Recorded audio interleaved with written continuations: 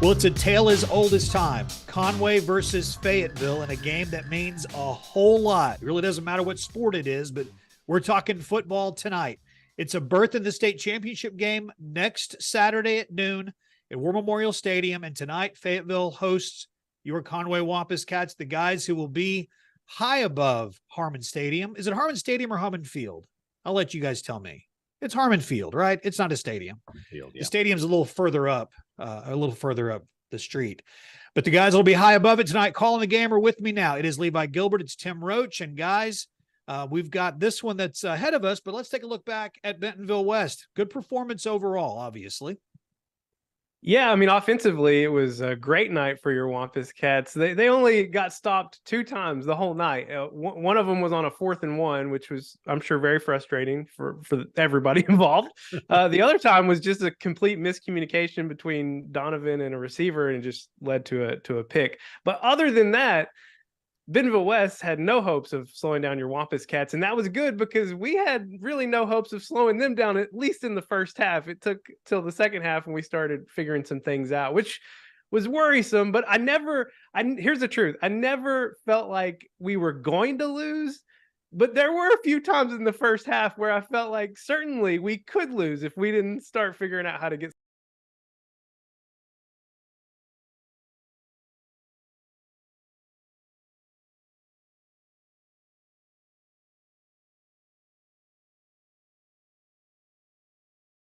we took care of that in the second half, and it was mostly smooth sailing since that point. But this had to have been the longest game we've played all year. I mean, I'm pretty sure every other playoff game in the entire state was done before our game was done. Yeah, there were 30 penalties, I think, in the ball game, and it felt like there were 45 to 50. It did take us a long time. There were challenges all throughout, offensively, defensively. The thing about it is you don't know what you're going to get after a week off and after getting really kind of knocked around in the second half against the Bryant game. So you ended your period there with a tough loss at home to Bryant. Had some time off to think about it. We came out really quick, but things were difficult after that, but we managed through it. I like the fact that we got punched in the mouth. We were down for the first time all year in the first half, and we came back and beat a really good Bentonville West team. It's a really good team they're going to face tonight, and it's the Fayetteville Bulldogs. They are led by a Division I quarterback, and with a name that everyone knows. It's a Lindsay. There's another one still coming around. It's Drake Lindsay. He's going to play his college football up at Minnesota in the Big Ten. Other than Drake Lindsay, who do we need to know about for this Fayetteville team?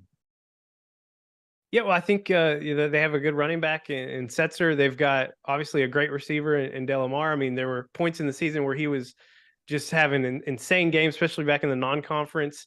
And the defenses they face, to be fair, I feel like are a little softer in the 7A West. So this passing game has been able to just continue going with the success that they've had all year and all the way back to last year too. I mean, they had the state's highest rated passing offense in the state a year ago until we faced them. So I think there's a couple things that can happen, right? You could, as a Wampus Cat fan, you could be like, well, 2 years ago we went there and that was very traumatic for everybody involved. But then last year we went up there and it was very traumatic for Fayetteville because we blanked them out. Man, I don't know. I personally, where I've landed on this game is all through the season, you kind of knew like there's 4 teams in the 7A that are going to be the 4 to beat. They're all still left in the game. And you kind of felt like, okay, if we don't beat Bryant, we're going to have to go to Fayetteville. But we did that last year. We've got some confidence to go there again.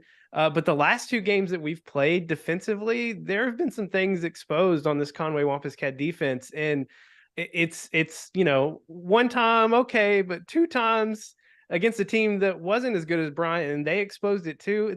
It's a cause for alarm. So I go into this game more of a coin flip at this point. I mean, I think we can definitely go up there and win, but it's not maybe as I'm not leaning as hard on the Conway side as I thought I would be at this point, just because of things that happened recently. But I still feel good about your Wampus Cats. I think they have a great chance to get to the championship game, but it's never easy to go to Fayetteville and do this. No. And it's not going to be easy this Friday. It's just not.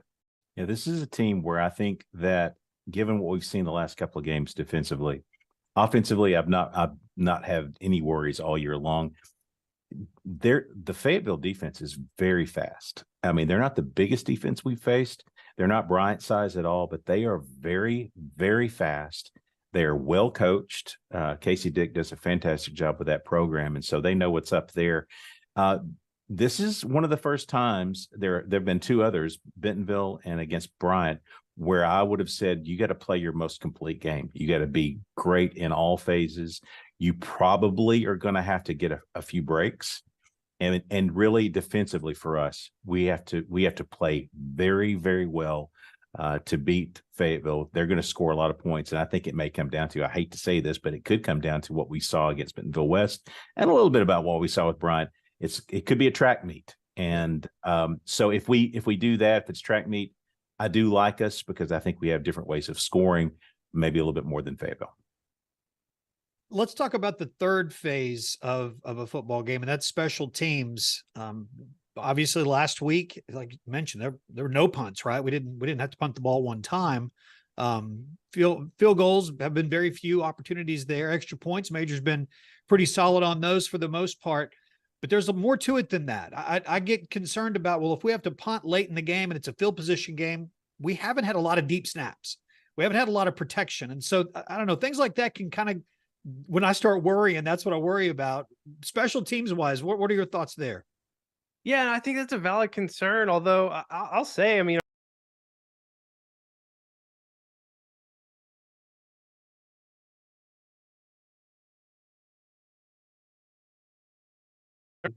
pretty solid all year, really. I mean, we haven't had, like you said, we haven't had to punt a lot.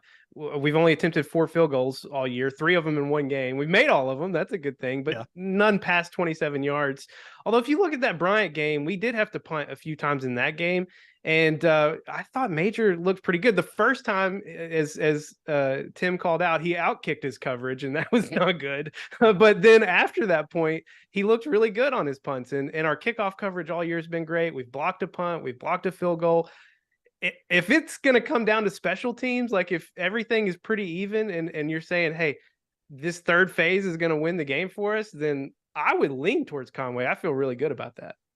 2 years ago, they did not have a kicker, and I know that if everybody like me remembers that game, it's impossible to forget the fact that they did not have a field goal in over a year, didn't even attempt one, and they made a 42-yarder with a guy that was playing soccer the week before. They don't have that same problem now. They have a very good kicker. He will kick it into the end zone more times than not. He's a very good field goal kicker, so their side of it is pretty good. Their punt team is also very good. They're well coached, but I'm like Levi.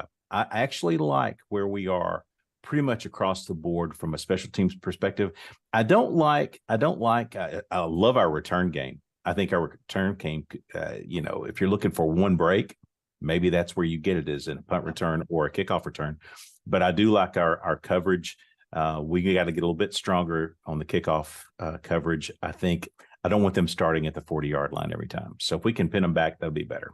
All right, guys, thanks. The Conway Regional Health System pregame show continues in just a moment. The senior spotlight will shine on Derek Haynes, offensive lineman. And also we'll visit with Coach Buck James. Levi and Tim will sit down with him as they have all season long. We'll hear his thoughts before this one between Conway and Fayetteville kickoff coming up real soon here on Conway Corp. The Arkansas Duck Derby Banquet returns, and it's more exciting.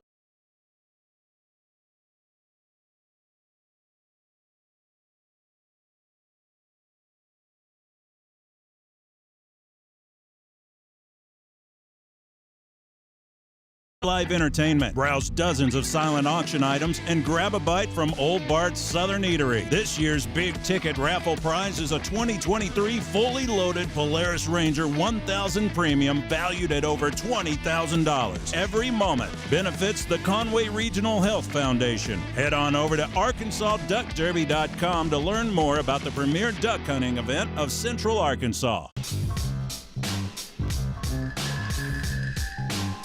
The Conway Regional Health System pregame show continues here on Conway Corp. And joining us now for the senior spotlight, it's another one of the big guys up front. We've talked to really all 4 senior starters now on the offensive line. We're happy to have the fourth one here as well. It's right guard Derek Haynes. Derek, welcome. Thank y'all. Thank y'all for having me. Now, Derek, hey, tell us all about how you got started in football. What were the early days like, and how did it all lead up to this point on Black Friday? Yes, sir. Well, I started out at 6, and I played with the Conway Cats. I didn't go the usual route going through Optimus, but I played with Caden Henderson on the Conway Cats, and that's how I really all got started. Went from there for a couple years, and then went into 7th grade ball, and that's how I met up with Q and Mason, and then slowly but surely start coming in with the Blue Side fellas after we fought it out in junior high. And now we're all together in Coach James' system. So Derek, you've had an offense that has put up some ridiculous numbers this year, and you can't do that unless you have a great offensive line. What's it like to play for an offense that's this successful, and what do you like about what you do for the offensive line? You know, although the linemen don't get all the glory and accolades, it still feels good to see your teammates go down there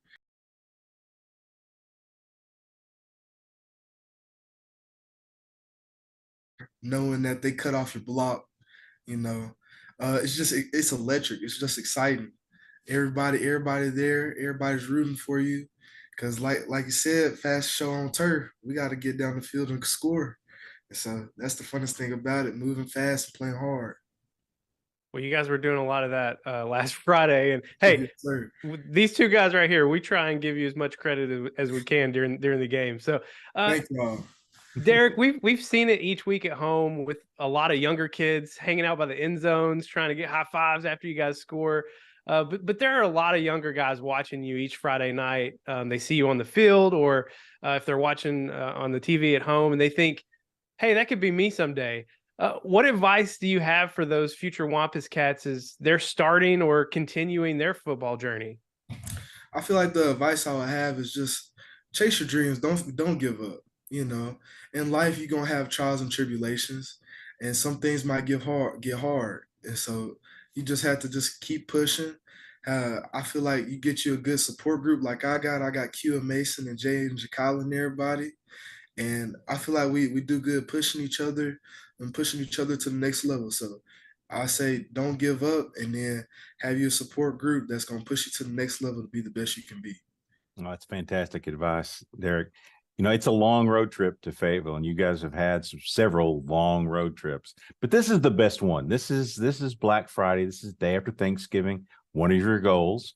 It's going to be a chance for you to win and go to the championship. So there's a lot on the line here. How do you mentally check into this day and this game, especially with such a long trip heading into Fayetteville?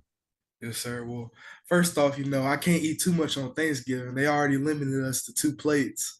But, mentally, I feel like we're already going to be so amped up. I just have to find a way to calm myself down and to bring myself down to earth and be like, okay, we got to go in here and we got to win. And so mentally, I just feel like just calming down, talking to the fellas, just be like, hey guys, we're gonna go out here and we're gonna handle business. I feel like that's really the only way you can mentally prepare for this game. And then when it's time to turn up the heat, we're gonna turn up the heat. He's one of the 5 guys up front that really keeps this speedy Wampus Cat offense going. He's right guard Derek Haynes. Derek, thanks for joining us, and best of luck tonight in the semifinals. Yes, sir. Thank y'all.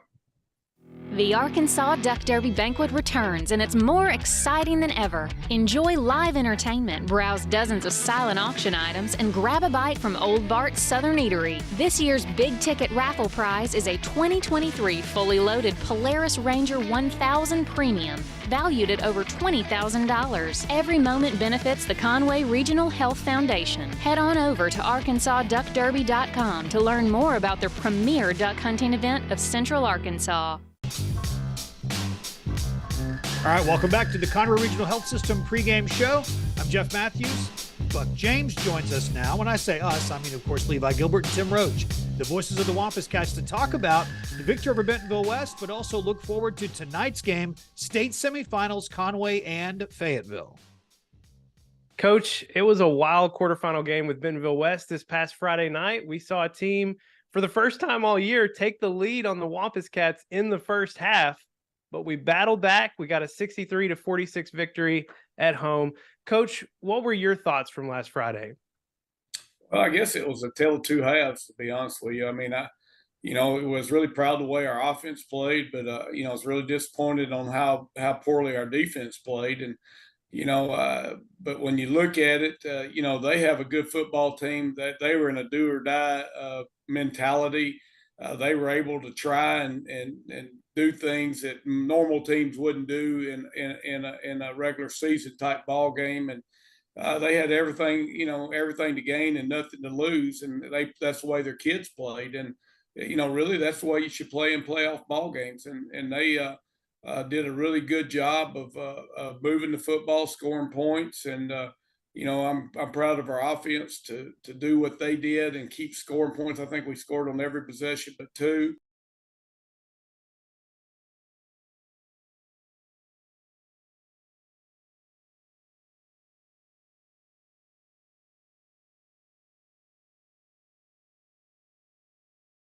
Defensively, I thought we came back out in the second half and played a lot better. Coach, so let's talk about the defense for a second. So a couple of games here, and I know everybody plays their best ball late in the year, but you've had a couple of teams that have come in and scored up a lot of points against a defense that has been really stingy all year, the best in the 7A Central for sure. Is this a case where we're playing just some better offensives and things are more difficult, or have they figured out something with our scheme that they're beginning to exploit?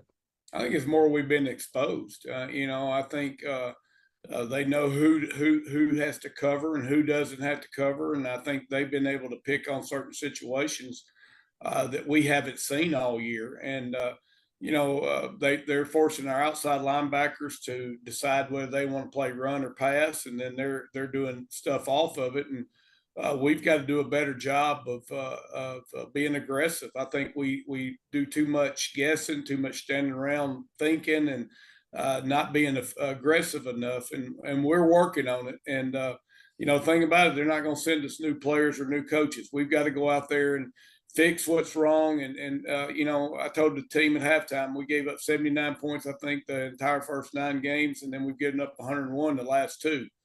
And people have figured out some stuff. It ain't just because all of a sudden we just forgot what we're doing. They're doing something that's allowing us to have problems. And our kids have got to grow from it. Our coaches got to grow from it. I mean, it's the elephant in the room, and we've got to go out and we've got to do a better job of fixing it in practice. We've got to do a better job of fixing it in the game. And, if we can fix it, and we keep scoring points, we'll be a pretty good football team. Yeah, that's true.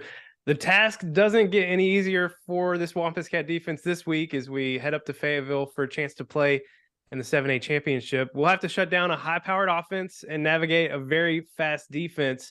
Coach, what's it going to take to beat the undefeated Bulldogs on the road? Well, like you said, they're very fast on offense. I think they threw 65 times last week. Quarterback's got a strong arm. They got receivers. But I think where they're a lot better defensively. They can run defensively. They're aggressive. They've got a good football team. They're definitely one of the best football teams we've played this year. And we're going to have we got our work cut out and to be able to stop, they make the field 50 yards wide and 50 yards long. Their defense is stingy. They blitz from a whole lot of different positions on the field. They're very, very athletic, and it's a big challenge. And if we don't go out there and do some things to stop their offense and then go out and score points, it's going to be a tough ball game for Conway for sure. Coach, you've helped lead this Conway team to its 4th straight semifinals game, but it's a place where the program has yet to get over the hump. And I'm about to say something really crazy here, but this is your 8th straight 7A semifinals game. And oh, by the way, you've won the last 5 times you've been there. So what's been your message to your Wampus Cats this week on how they can get past this hurdle? Well, it's like they talk about Michael Jordan. He won 6 national or world championships in 15 years. And, so everybody says, what's wrong? But, I think this is like my 10th semifinal in a row. And, it's really where the rubber meets the road in the semifinals. I mean, it comes down to great coaching. It comes down to great players. It comes down to making every opportunity count. And, big time players make big time plays in big time games. It's definitely a barrier for Conway. And it was a barrier for, when we went to Bryan, it was a barrier just to even get to the semifinal game. And then it was a barrier to get over the hump of playing in a semifinal game. A lot of times in semifinal games, you got to be better. I mean, that's just the truth of it. You got to be a better team. You got to be better at either running the ball, throwing the ball, or stopping the run or stopping the pass. And, everybody's going to have something they're good at. And the thing about the teams that win semifinal games are teams that can stop people doing what they do the best. And we're going to have to hang our hat on something. We're going to have to go out there and play hard and play fast. One thing about defense, it's more of a desire. It's how bad you want to be a good defense. And I think we've got to go out there and go back to caveman type football and start playing as hard as we possibly can. Run to the football, be aggressive, don't overthink the thing, and be stingy and want to win and want to get off the field. And, that's the message that we got to this team this week, is that we've got to go out there and be super fast. We've got to be very physical, and we've got to play through the whistle blowing. And if our team can do that, we've got a chance to beat these guys. He's Buck James, and he leads his Wampus Cats into the 7A semifinals tonight at Fayetteville, fighting to get Conway to the 7A championship game for the first time in 30 years. Coach, best of luck tonight. Hey, guys, I thank you. Appreciate you having me on the show. The Arkansas Duck Derby Banquet returns, and it's more exciting than ever. Enjoy live entertainment, browse dozens of silent auction items, and grab a bite from Old Bart's Southern Eatery. This year's big ticket raffle prize is a 2023 fully loaded Polaris Ranger 1000 Premium valued at over $20,000. Every moment benefits the Conway Regional Health Foundation. Head on over to ArkansasDuckDerby.com to learn more about the premier duck hunting event of Central Arkansas.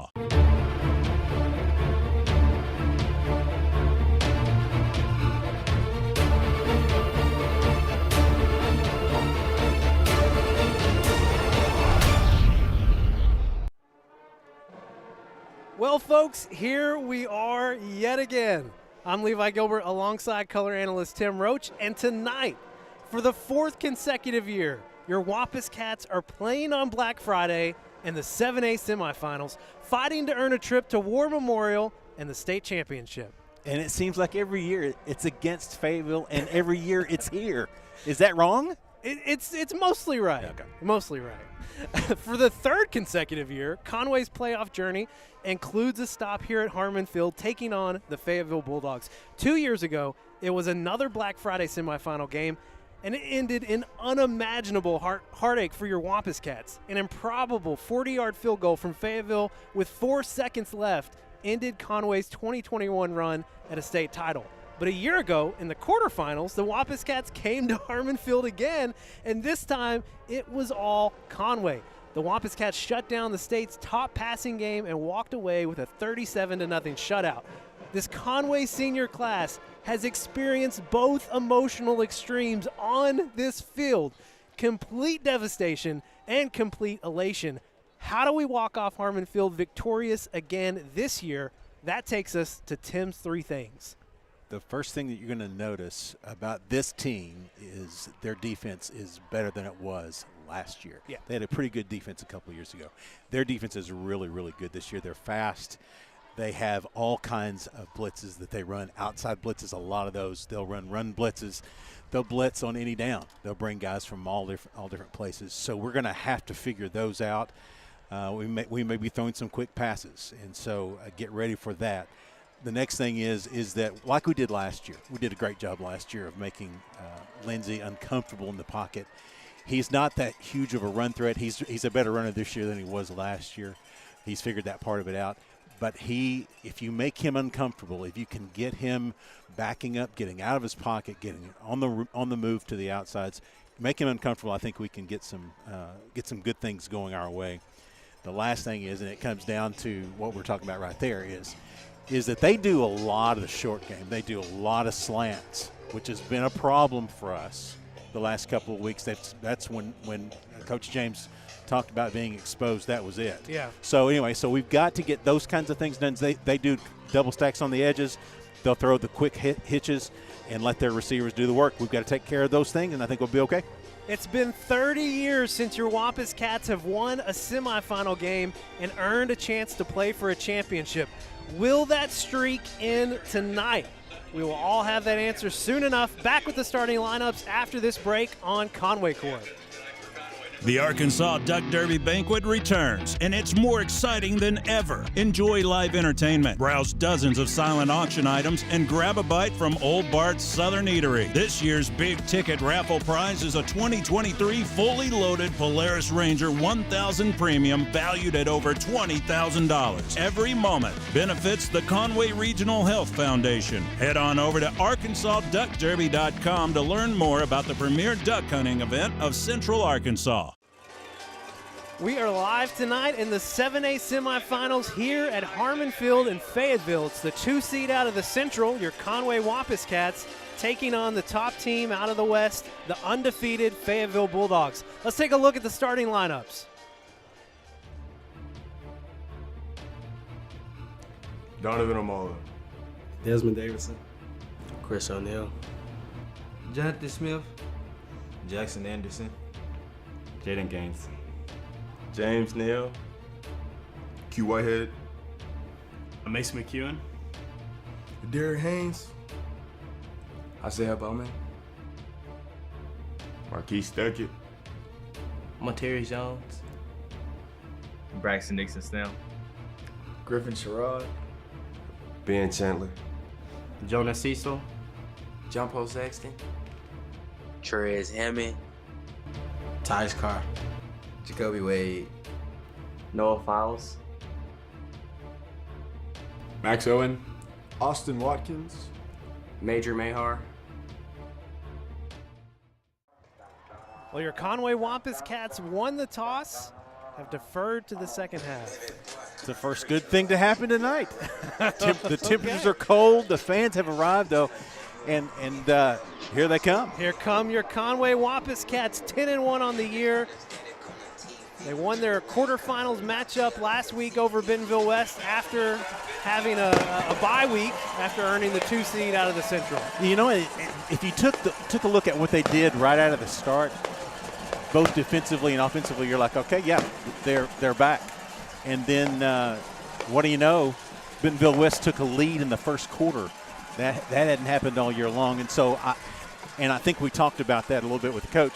I love the fact that we bounce back out of that. I mean, you think, here we go, we're going to roll it, and then we don't, and then we ended up in the second half playing pretty well. So there were some good things that came out of that ball game. About a minute away from kickoff. Quickly, let's look at the 7A state bracket, as it's the top 4 teams in the state that are still alive in the 7A. Fayetteville and Conway here tonight, and Bryant playing host to Bentonville. Well, I mean, these are two, unbelievable matchups. I mean, this is the best 4 teams. It's been that way all year long, and it came out that way. Sometimes it doesn't happen, but it did this year.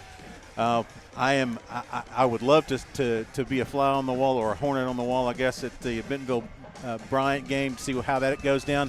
But all eyes are focused right here at Harmon Field. The Wampus Cats won the toss. They will kick off to start the first half. Back to receive for the Bulldogs.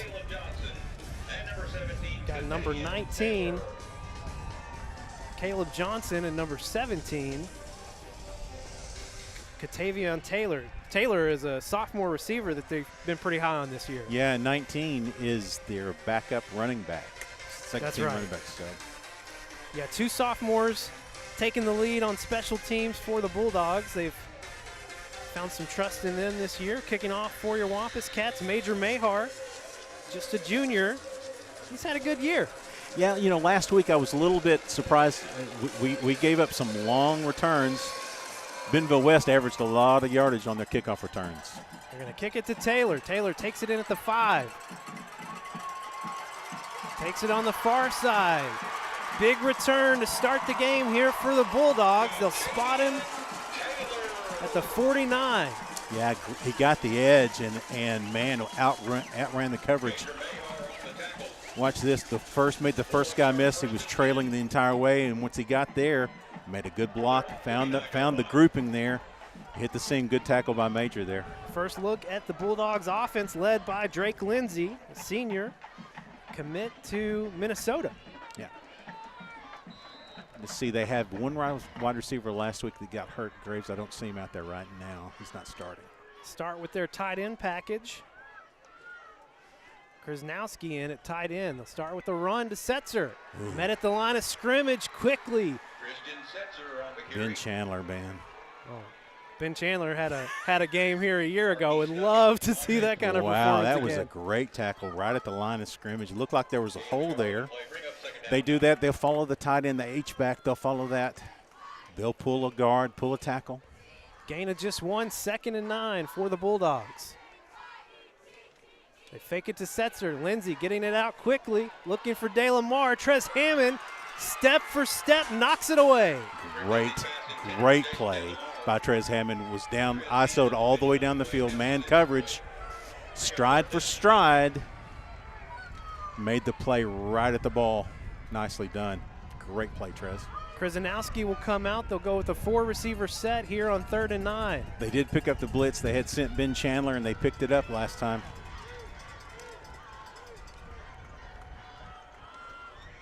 Lindsay stepping up. Under pressure. Sack! Conway getting the stop on 3rd down. Oh, man. Ben Chandler, Austin Watkins. I think Nixon Snell in there as well. Yeah, the pocket just kind of folded up there. Way to go, Braxton. Let's see who all was in on this. Oh, yeah, they were all in there.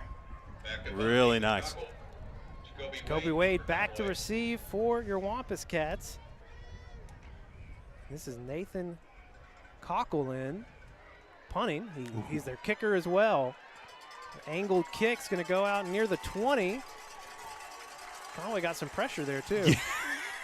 They blew up the up back. I mean, absolutely blew him up. Nice. Good start for your defense.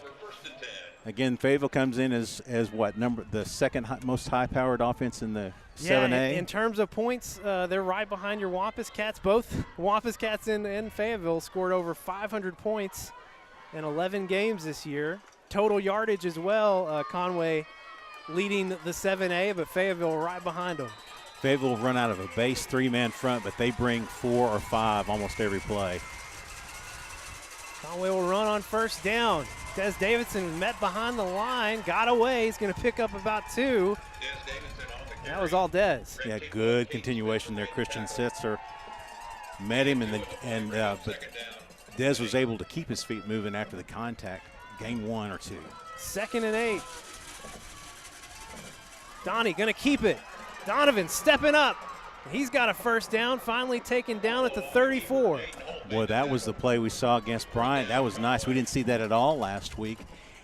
This is the guy that you're going to have to watch on defense. Number 12, Caden Spencer, is absolutely, he's I would call him a little undersized for the defensive line, but man, he makes up for it in the way he tackles, the way he moves, very quick. Trips to the left for the Wampus Cats. They'll give it to Dez again. Dez met immediately, and you just said it, Caden Spencer. Yeah, that guy right there is a problem. He's a real problem. You got to get a hat on him. And he shot the gap. I mean, it was as easy as you please there. Loss of 4 on the play, 2nd and 14, 9:34 to go here in the 1st quarter. Fayetteville showing blitz again. They will bring it on the edge.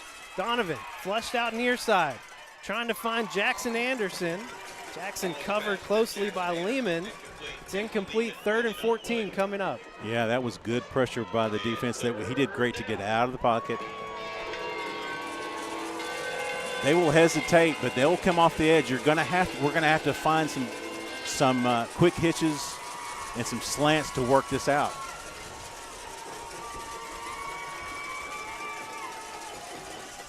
Third down and 14. Pressure again. Both sides. Donnie gets it off. Contact early. Oh, come on. He hooked him on the backside. Yeah. You didn't get the call. hooked on the backside, but boy, he got rid of it just in time. I mean, absolutely got this, that delayed blitz. Yeah, he hooked him early, just didn't get the call. So 4th and 14 will bring on Major Mahar. 9:17 to play in the first quarter. Both offenses stalling out. Yeah, they are lined up to come after him here. Back to receive. I think that's Landon Holzhauer, I believe. Back for the Bulldogs. Punt is away. Nice punt from Major Mahar. Fair caught at the 31. So flip the field. Good punt. They did come after him and got a good punt there. Yeah, we didn't catch a break there on the what was really kind of a hold or a hook deep in the route. But what you saw there was the speed of the Fayetteville defense. I mean, they were really coming at you. And one of those plays was a delayed blitz off the corner. You don't see that very often. Yeah, that corner, like you said, I mean, they waited, and then it was coming from both sides on Donnie. Second chance for Fayetteville. It's an empty set here for Lindsey. Quick pass out to De Lamar here on the near side. Steps up, first down and a lot more. They'll mark him at the 50.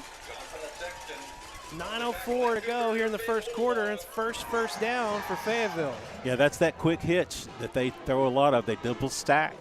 They'll throw a quick hitch, let the guy lead block, try to do the damage with the wide receiver. Good play.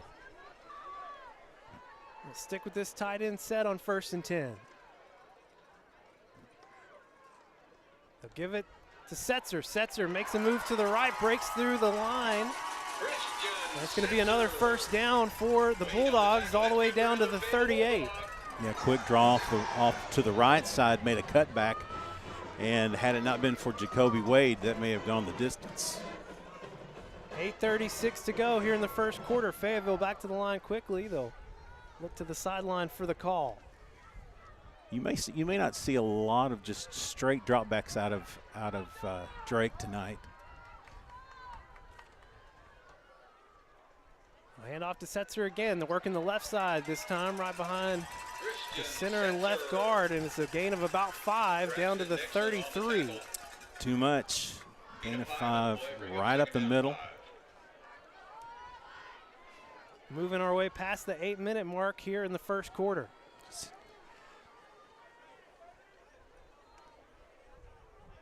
Second and 5. Kind of a different setup here for your Wampus Cats on defense. Well, De Lamar is in the H-back spot this time. Yeah. He'll move out in motion. Pressure coming. Lindsey having to step up. He'll keep it. Takes the hit. I believe that was Austin Watkins getting first contact. He gets back to the line of scrimmage. No gain. 3rd and 5 upcoming. Yeah, that's, again, they dropped back and immediately felt the pressure in the pocket, stepped up into it, but then felt like he had to run. There's nothing there. Good coverage by your secondary. Drake Lindsey, big guy, tall guy. Passing on 3rd down, getting it out quickly, looking for De Lamar. Trez Hammond there again. Fayetteville fans wanting a call, but it will not come. Yeah, I mean, again, it's just, I think, a good non-call there, just all the way down the field. Now, this is 4-down territory. Their kicker can really kick it. I mean, he's got a great leg. Yeah, we saw him hit from, 40 with ease. Yeah. 7:09 to play here in the first quarter. 4th and 5, Fayetteville keeping the offense on the field. 4 receivers to the far side. De Lamar here on the near side. Got to watch the quick slant and the hitch. Conway bringing the pressure. They're going up for De Lamar. He hauls it in over Trez Hammond. Just a great catch by De Lamar. It's going to be 1st and goal down at the 5. Yeah, that's just a great one-on-one move. Trez right there again, step for step, but yep. He's got a little bit of a height advantage on him. Yeah, well spotted, just good throw. They're going where the single coverage is. They'll go back to the H-back set with Krzyzanowski. A whistle here on the near side. Conway's going to take advantage and get a substitution in here. Yeah, I don't know. I guess it's on us. Encroachment, number 93 of the defense. It will be against your Wampus Cats. half the distance. It'll be first and goal from about the 3 now instead of the just past the 5. He must have lined up over the ball. Caleb Kern checks in. I think that's Nixon Snell back in at defensive tackle as well.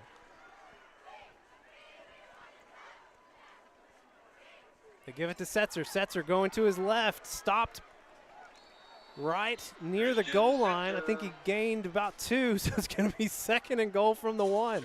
Yeah, good contact there. Right after the line of scrimmage, and then from the pull from the backside. 6:43. Clock is ticking. Fayetteville 1 yard out. Second and goal. They give it to Setzer again. Works the left side. Snakes his way in. And it's going to be a touchdown, Fayetteville. The Bulldogs striking first. Yeah, just a simple dive play there. Did nothing fancy. Just kind of found the gap in the line of scrimmage and got just enough. Good drive by the Bulldogs there. So 6:28 to play here in the first quarter. Bulldogs run it in from a yard out and have the 6-0 early lead. Brings on Nathan Cockle for the point after. It's good, 7-0. Fayetteville on top. Back after this break on Conway Corp. For communities to grow, there has to be investment from different people. First Community Bank has been awesome. Whatever we need, they're there. First Community Bank has been great to us. It really has. When we took this journey and she started just everything from A to Z, even now, I feel like she has that open line of communication. First Community Bank is a customer of ours and we're a customer of theirs. When we got the community center going, things just fell together. First Community leads the pack on giving back. Live tonight at Harmon Field in the 7A semifinals. The Wampus Cats trailing here in the first quarter, 6:28 to play, trailing 7-0. Well, we've been here before. Just last week we were down in the first quarter. Yeah. So you'd like to see a good response here by your offense. I mean, that's a good drive. They went for it on 4th and 5 and went for the long ball, and it was well played. I mean, you make one little bobble there, and it's our ball, but they completed what they had to complete there.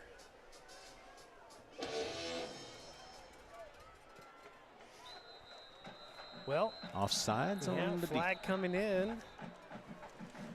Jacoby Wade, Chris O'Neill, and Trez Hammond back to receive for your Wampus Cats. Offsides. Well, over in the first quarter in Bryant, 7-7 between the Hornets and Bentonville. Wow. I'll tell you that Bentonville's a different team with Carter Nye healthy. They're a danger for anybody. Penalty will move the ball back to the 35. So Conway, a great chance to have some good starting field position here. You get to move up. They are lined up. Chris O'Neill and who's that? Jacoby and Trez. Boy, that's 3 good return guys right there. I love that. This guy can get it back there. He's a good kicker.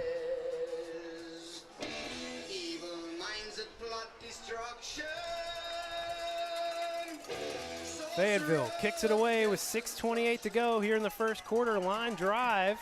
Gets it past Trez Hammond. It'll roll back into the end zone. The Wampus Cats start this drive at the 20. All right, line drive kick just got past him. They made the most of that.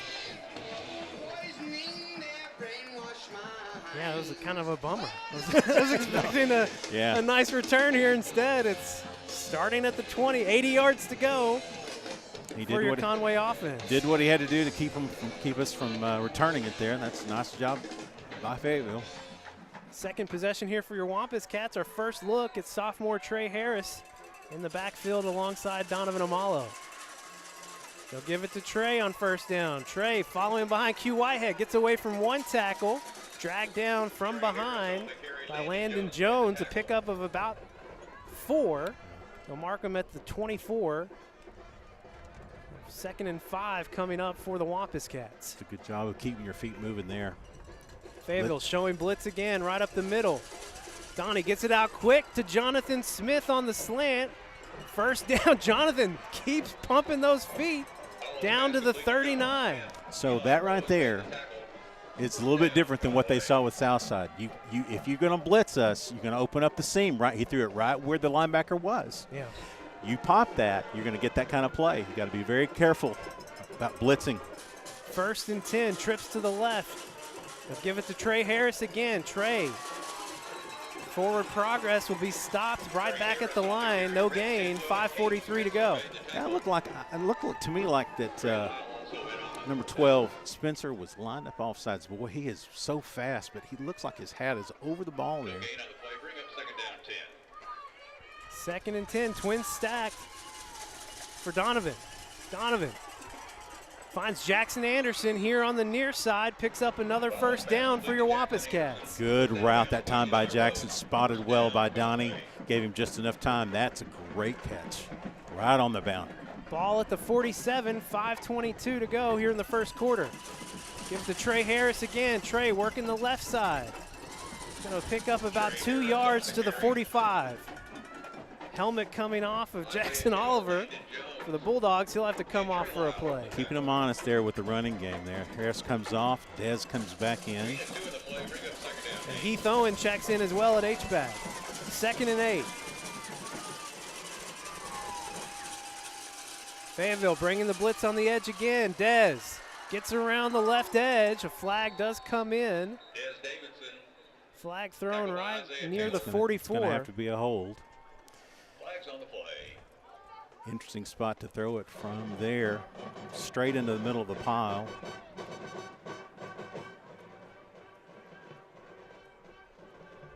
Will be a hold against your Wampus Cats.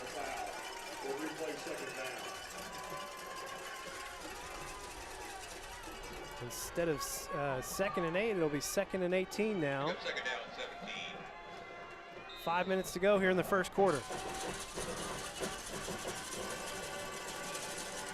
Donovan gonna keep it, working around the right side here, a block downfield from Jackson Anderson, and Donovan gets down right around the 30, well, no, they keep going real close to the, well, no, they're coming back, 39.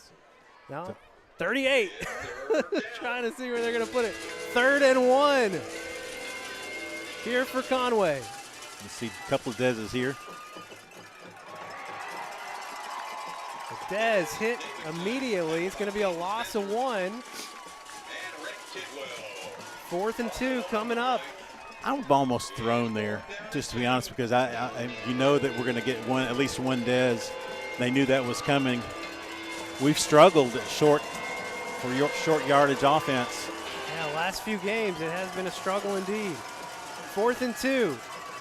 Donnie going to work back to the far side. He's got the first down, gets down at the 30. Like you, I'm looking for flags. Yeah, I'm scanning the field. Yeah, I know. Boy, what a great decision there, and really nice footwork by Donnie to stay upright. Almost slipped and fell. 3:55 to play in the first quarter. Fayetteville bringing blitz again, gets it right back to Des Davidson out of the backfield. Great quick decisions from Donovan Omalo. It's another first down. So you throw it where the blitz is. You throw it exactly where the blitz came from. That's a perfectly designed play. Great read by Donnie. Ball spotted at the 12. First down, Donovan looking to pass again. Going out to the far side, looking for the end zone. Just going to throw it out. Fayetteville fans getting chippy over here. You're going to get to hear a lot of them. We are right above the Fayetteville side this year. There is no press box on the visitor side. Quite frankly, thank goodness. Yeah, it was a safety hazard. Yeah, it was an OSHA problem. It was definitely an OSHA problem. 2nd and 10.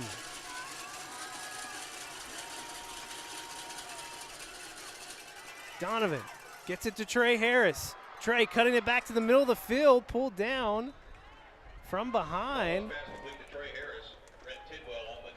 It's going to bring up 3rd and about 3. Well, no, they step back again. 3rd and 4. 3:17 to go here in the first quarter. You got to decide if you're going to want 2 plays here to get it. If not, it's offsides.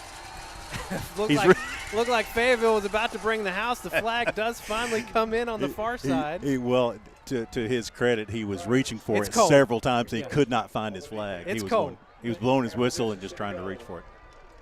Almost a first down. Wait a minute, why is that?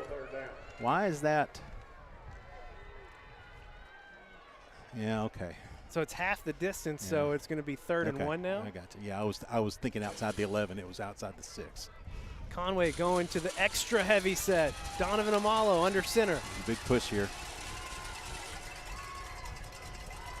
Well, I think he got that. Yeah, he's where he's marking it. It's good.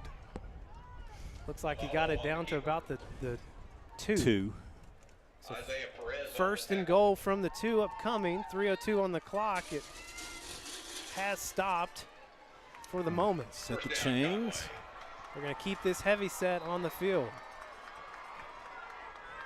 Griffin Sherrod in at fullback. Well, they're stacked in the box. Donnie just going to take it himself. Oh, he's over. We await the call. Yes. Touchdown, Wampus Cats.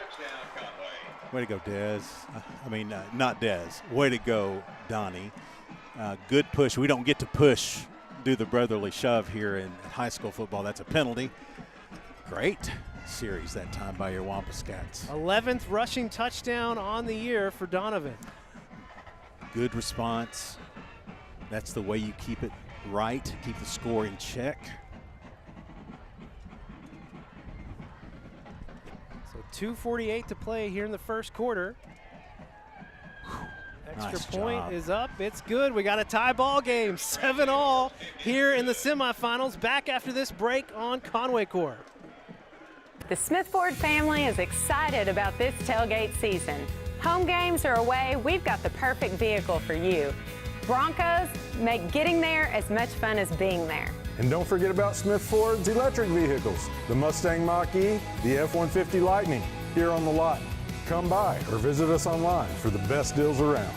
With the Smith Ford family, we won't be undersold.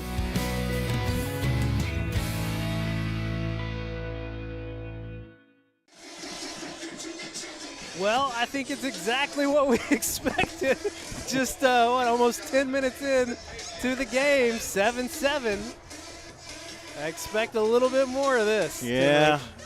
Now, the first set of series defenses really had their way. Still a struggle. I mean, they had to convert a 4th down. We had to convert a 4th down. So it's one of those deals where it's going to take a break. Somebody's going to have to get a break. Well, I know who I hope it Blue. hope it is. The blue and the white. They kick it to the other guy this time. Jacoby Wade dragging him down. He'll be spotted around the 30. Jacoby Wade hanging on for dear life. Yeah, boy, they're popping some leather out there on the as the old saying goes. Another look at this touchdown run from Donovan Amalo. I said great run great job, Dez, and he was the one signaling the touchdown. So well, hey, I mean, fair enough. All right, so they have done a great job of maneuvering us around and getting the plays on the running game. They've had a couple of throws go well. That's awkward. Trez Hammond. That's not. Meeting up quickly as they tried to set up the screen. Trez sniffed that out and tackled Locke McKinney. So it looked like he snapped it early to begin with. The line of scrimmage, it just looked weird. And then watch through the block. Thank you very much. He just beat Delamar to it. Yep. Loss of 2, 2nd and 12, 2:15 to play here in the first quarter. It got early motion out on the far side. Yep. That was Mason Spencer. It's going to be a penalty, back him up 5 yards. Make it a little bit more difficult as That's Keyshawn Ekman checking in for your Wampus Cats. A good portion of the city of Conway over there.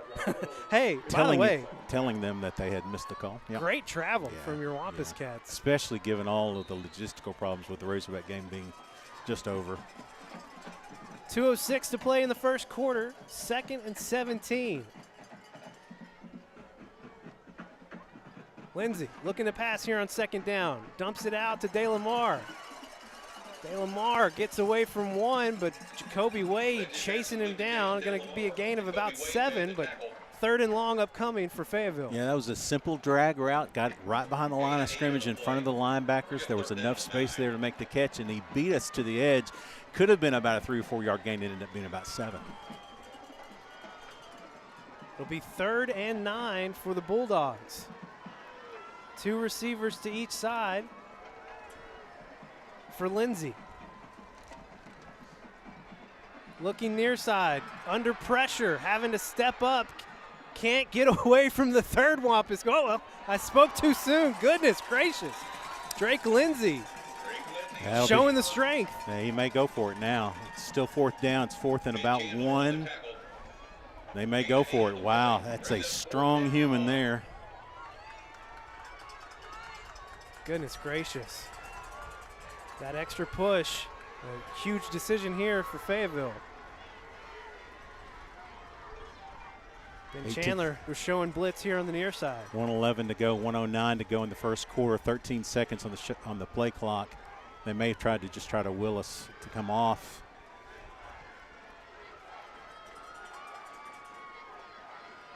Conway doesn't jump. Did not jump. Just a flinch. Okay, they were just trying to. All right, 52 seconds, and Fayetteville calling a timeout. We will take it as well. Back after this break here on Conway Corp. The Arkansas Duck Derby Banquet returns, and it's more exciting than ever. Enjoy live entertainment, browse dozens of silent auction items, and grab a bite from Old Bart's Southern Eatery. This year's big ticket raffle prize is a 2023 fully loaded Polaris Ranger 1000 Premium, valued at over $20,000. Every moment benefits the Conway Regional Health Foundation. Head on over to ArkansasDuckDerby.com to learn more about their premier duck hunting event of Central Arkansas. Fayetteville couldn't get your Wampus Cats to jump. So on 4th and 1, it does appear that we will see the punt team. You must be aware of the shenanigans. Be aware of the shenanigans. Don't fall for anything here. Don't jump off sides. Play safe. Cover your guys. Watch the upbacks. Football is such a complex game. The giant chess match that it is. Jacoby Wade back near the 30. Cockle back to punt for his 2nd time. High kick. It's going to be a little bit short. Bounces at the 35. Takes a Conway bounce. It's going to be picked up by Trez Hammond. Trez, lots of space here on the near side. And he takes it to the 45. What a response from Trez Hammond. Let's see what kind of welcome he gets on the sidelines. You may have one coach going, yes, baby, and the other one going, no, no. Well, there was just no purple here on the near side. So, and maybe that's the play you're looking for, man. Get this thing swung around to our side. I don't know that he knew that when he picked it up, but he definitely knew it after he picked it up. That's a great run now. Run back. So with 40 seconds to play in the first quarter, Conway starting on the right side of the field at the 45. Trips to the left. Jackson Anderson here on the near side. Des Davidson in the backfield. Give it to, nope. Donnie going to keep it. Gets out of 1 tackle, out of 2 tackles. Following behind Jackson Anderson. Pulled down on the sidelines. Got a 1st down. Donovan flashing the strength, man. Yeah, real close to a late hit out of bounds there. Yeah. Had the kind of the Walter Payton stick move here. Watch this, the legs with the whip. That's a Walter Payton thing. Yeah, see, come on. Oh, come on now. It's 8 yards out of bounds. Des Davidson showing his moves on 1st down. He's going to pick up about 5. Running behind James Neal Jr. and Kylan Croft here on the on the near It's one side. of the best runs we've had out of the running back tonight. 2nd and 5, 13 seconds to play. Quick pass near the 25. Who hauled that one in? C.J. Neely. C.J. Neely took a lick, man. That's going to do took it a lick. here for the first quarter in the 7A semifinals. It's Conway 7, Fayetteville 7. Back with the second quarter after this break on Conway Corp. The community of Conway continues to be committed to the Wampus Cats, just as Centennial is committed to our customers. Perseverance, commitment, and resilience are key ingredients for success, both on and off the field of play. Whether you are cheering on the Wampus Cats, starting a new business, or planning for the future, Centennial is here for all of life's moments. Let us be your partner. Centennial Bank, member FDIC. Donovan Amalo, 6 carries for 52 yards in the first quarter and the touchdown for your Wampus Cats. He's also 5 for 8 passing for 54 yards. You know, the other thing too he's done is he's run the ball really well, right? Yeah. But the runs, a couple of the runs have been on the sidelines, and one of them was completely a broken down play, and he just scrambled to get out of it. So it was definitely not a design run. A couple of those look like design runs, but they're on the boundary, which is interesting. So we start the second quarter here. Ball at the 26, 3rd and 3. Coming up for your Wampus Cats in 4-down territory. 2 tight end set here for Conway. They're going to get it out to Chris O'Neill in the flats. Lots of space out there for Chris. He's got the first down to the 15. Saw him going in motion. I was like, hey, it's the first guy. I mean, we haven't called his name yet. What a well-designed play. They took the runaway there, and what a great throw. Donnie having to throw with 2 purple jerseys coming right at his face. Dez can't get around the edge. Chased down by Caden Spencer. He's a dude, man. That guy is absolutely everywhere. And we knew it. I mean, here's the thing. It's not a shocker or a surprise. Our team knew that coming in, and we just got to get a better hat on him. They'll take the 2 tight ends out, go back to their 4 receiver set. It'll be empty here for Donovan. 3 on the near side, 2 on the far side. Donnie just going to have to throw it away. There were 3 Bulldogs getting to him, and he's slow to get up. I think he's more mad at himself than anything. 11:14 to play here in the second quarter. 3rd and 14 upcoming for your Wampus Cats. We're not really in field goal range either yet. We need about 5 or 6 to get there. Go empty again, rolling out to the near side. Donovan just going to have to throw it down into the turf. No open white jerseys on the near side. That's a quandary. It is 4th and 14. Ball at the 19. Would be a 36-yard field goal attempt from here. So it's 4th and 14.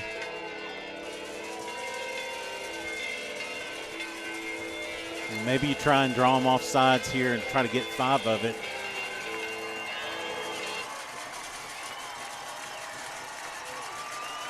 Oh, there it is. It is, yep. That's exactly what you do. So instead of 4th and 14, it's going to be 4th and 9. That might be enough. Do you go to a kick here now? Yeah, I mean, that's a good spot now. I mean, puts it down right at the 21. It's just a 31-yard field goal. That's within his range. That's at the 14. Yeah. Oh yeah, where the ball would be kicked from. Yeah, I gotcha. yeah.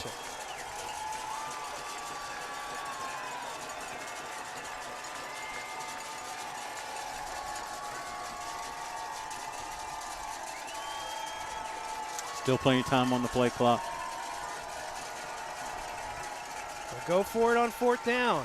Donovan in the end zone. Jackson Anderson. Touchdown, Wampus Cats. Oh, what a route, what a throw, what a call, Mark Kelly. My goodness. There's a flag. What?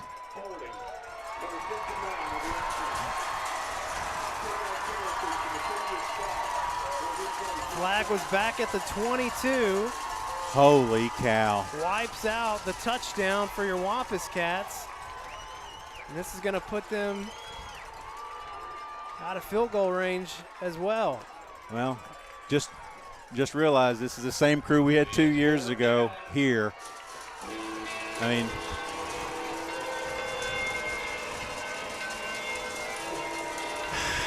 so the ball is at the 24. 4th and 19. Unbelievable. Unbelievable.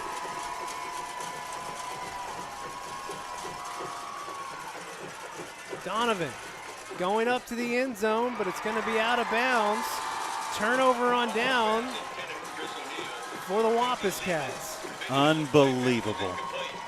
A touchdown wiped off the scoreboard on a holding call. Well, I mean, that you can't hurt any worse than that. Overcame 4th and 14, worked it down to 4th and 9. Great throw, great play. Holding call. 10:58 to play here in the second quarter. Fayetteville takes over at the 24.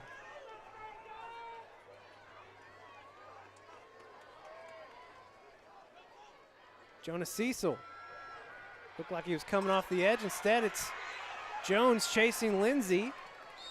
Ben Chandler's going to push him out of bounds. Pickup of about 7 for Drake. Yeah, he used his feet there pretty quickly.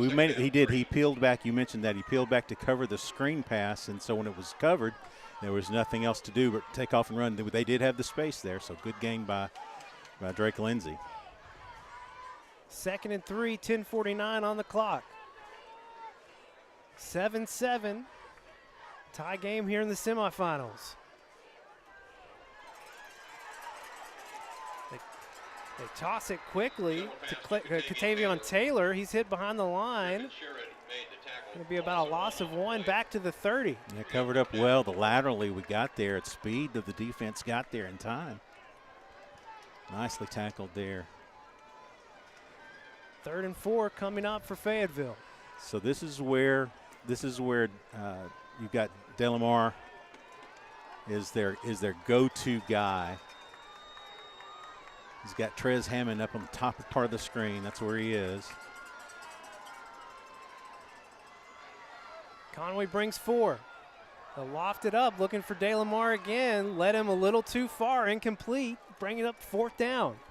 They did what kind of expected them to do is just go to their money guy, and Trez. Give credit to Trez Hammond, man. He has been locked in step for step tonight. They had the big 4th down conversion in the first quarter. But even then, Trez was right there. Just great catch from Delamar. But not so much this time, and Fayetteville having to punt again.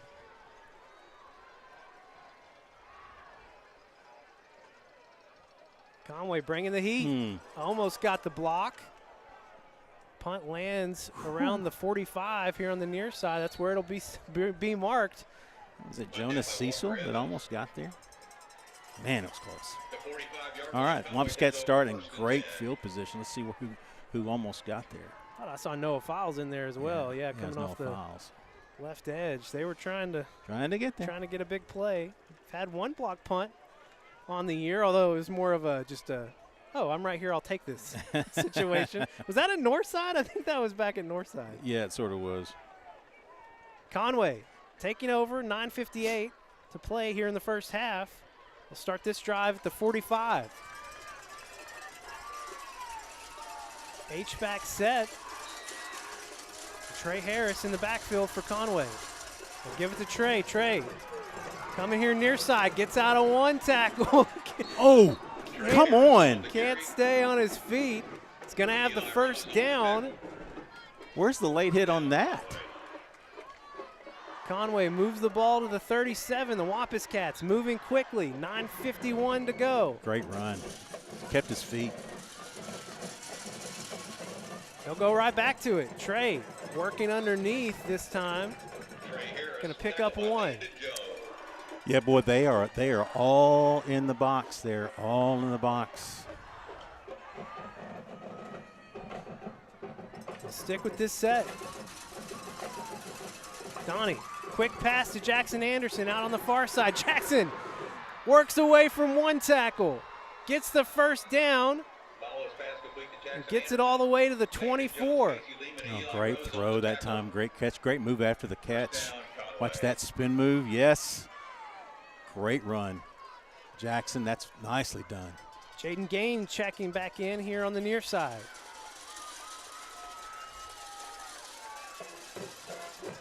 Give to Trey again. Trey's juke picks up about 1 yard. Fayetteville is tough on the inside. 8:53 to play here in the first half. 2nd and 9 for your Wampus Cats. Give it to Dez. Dez working around the left side. He's going to pick up about 2. Well, we've proven that we're going to go for it on 4th down. Regardless, so he's just trying to pick up some yards there. We do need to get more. We need to get more out of our first down plays. 3rd and 7. Donovan gets it out quickly to Des Davidson out of the backfield. Stays on his feet inside the 10. 1st and goal upcoming for Conway. Oh, the wheel route was wide open, absolutely wide open. Nice pitch and catch there. 1st and goal from the 8. Reed Slinker checks in for Fayetteville. Give it to Dez. Dez. Not much going on the right side. Going to pick up about 1 yard. Yeah, tried to get in behind James Neal, pulling guard from the left tackle spot. And just not a lot there. Fayetteville again, really good up the middle. Well, like you mentioned, it's not a size issue. It's a speed issue with this Fayetteville defense. Very athletic. 2nd and goal. Donovan looking for Jaden Gaines. Jaden double covered here on the near side. It falls incomplete.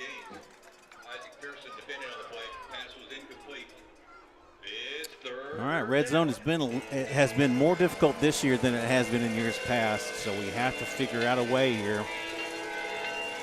7:45 to play in the first half. 3rd and goal from the 7.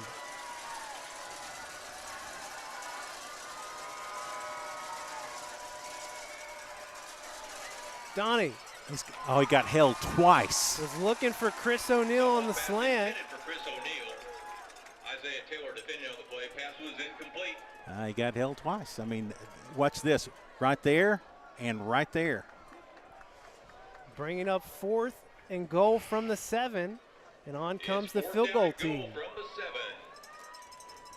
It'll be a 24-yard attempt for Major Mahar. Major, 4 for 4 on the year. His longest was from 27 yards.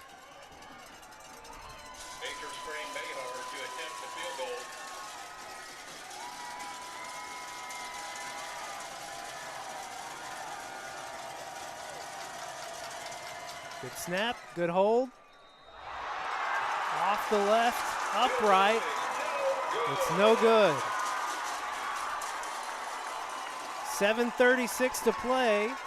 Conway can't walk away with any points. That left upright has been a bugaboo this year. All right, well, that's 2 trips into the red zone here lately with nothing to show for it. Last one, you scored a touchdown on 4th down, but a flag wiped that away. And this time, 24-yard field goal. Hits off the left upright.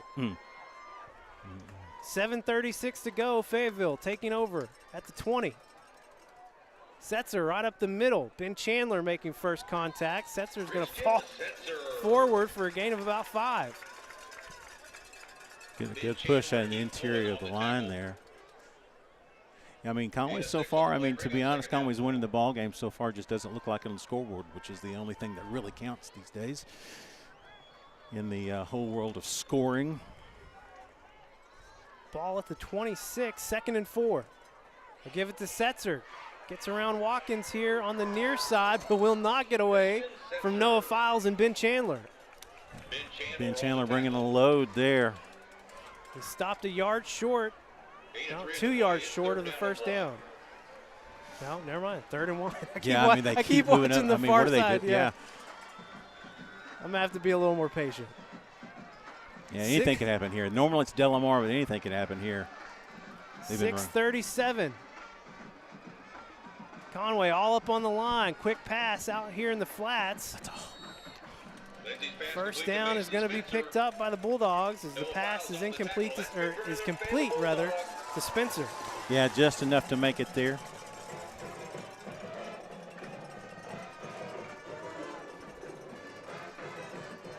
.629 left in the second. 1st and 10 from the 31. Give it to Setzer quickly, right up the middle. Great first burst from Setzer.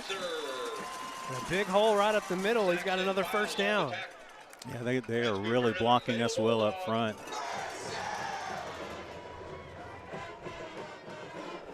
Way too much room there. Got to the second level in a heartbeat. 6:10 to play here in the first half. Offsides. We're offsides. We're offsides. Justice, you're offsides, buddy. Flag comes in.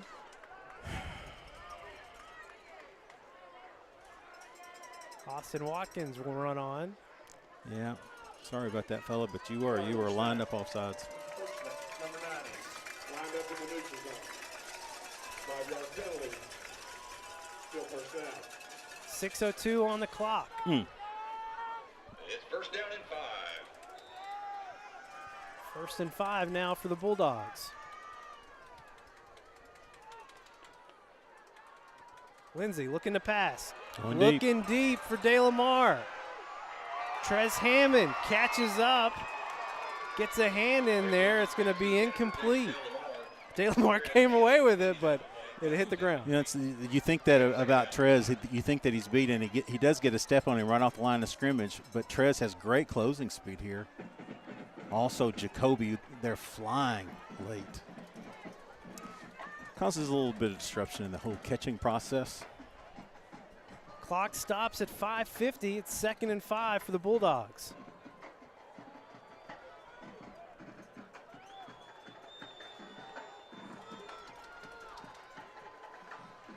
They give it to Setzer. John Paul Saxton closing in. Gain of about 2 for the Bulldogs. 3rd and short coming up. Yeah, it's a good job by the defensive line. They're just trying to get it manageable. They're in 4-down territory, if you ask me, the way this thing's rolling. 3rd and 3 from the 49. Watch the quick hitch here. Trying to get something in space. They've had pretty much some good success with that piece of it. Clock down to 5:18. Conway bringing the blitz right up the middle. Lindsey trying to get away from it. Back to the near side. He's got some space in front. Chased down from behind, but he will have enough for the first down. A little slippery there. A little slippery. We had him a couple of times, and he was able to get out of it. Nicely done.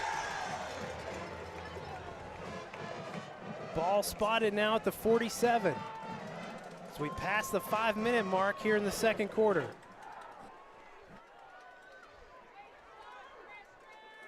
Fayetteville happy to work the clock here a little bit. Emptied the backfield.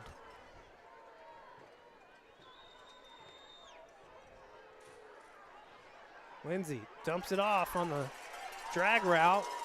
Ben Chandler laying some lumber there, but it's going to be a pickup of about 5.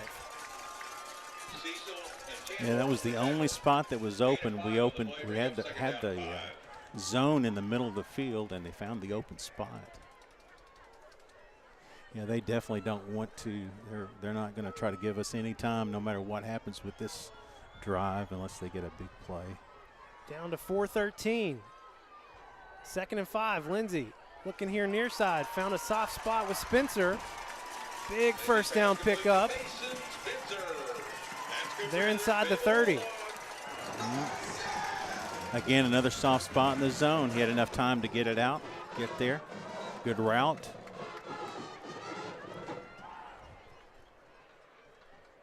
Four minutes to go here in the first half.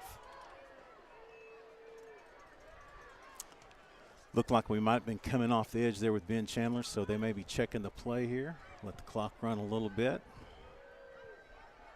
It's 1st and 10 from the 28. John Paul Saxton coming off the near side.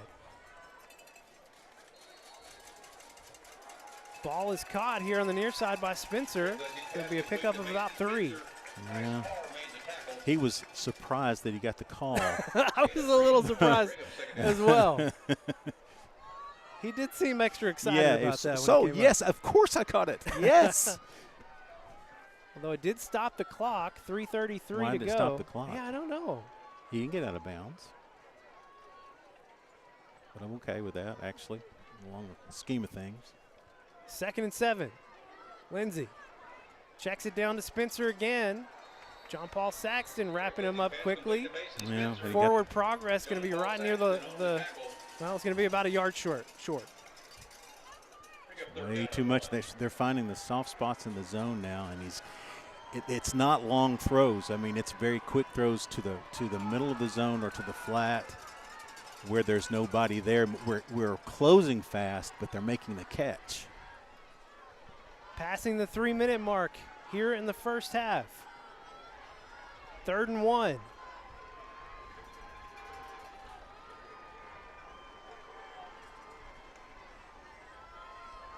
Conway bringing the blitz again. Quick pass on the slant. It is caught. Jonah Cecil there to make the tackle, but it'll be another first down for Fayetteville. Yeah, I mean, they're just all quick hitches, all quick spots. Moving a little bit more quickly now. 2:35 to go. Well, I say that. Now they're going to Well, you might see. I mean, yeah, I think they're just wanting to see where we're set up at. And they're going to run some clock. They don't want to go too fast here. I mean, they got enough time here to make a run if they want to. Try to find out what they can get with the run. They fake it to Setzer. Get it out in the backfield to Krzyzanowski. Noah File makes the tackle near the 10. They'll mark it at the 9. I mean, they're just chip. I mean, it's just nothing but 2- and 3-yard passes, and just see what you can get out of it. Fayetteville with 2 timeouts. We're past 2 minutes now. 2nd and 6 coming up.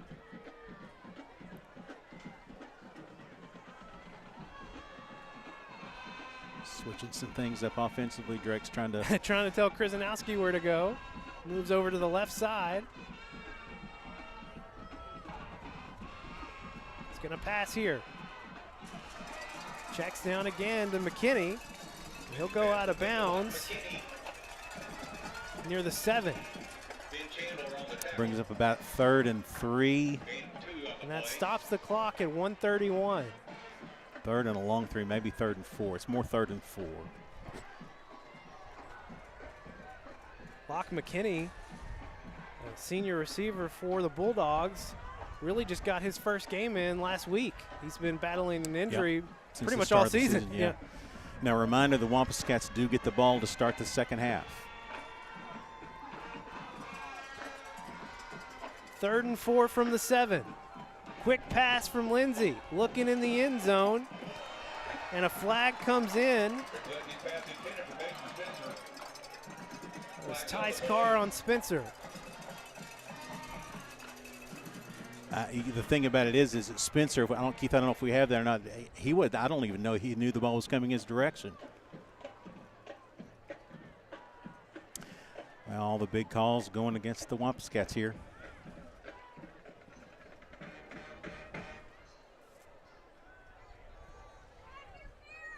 Still trying to get the final call here. Will be holding against Conway.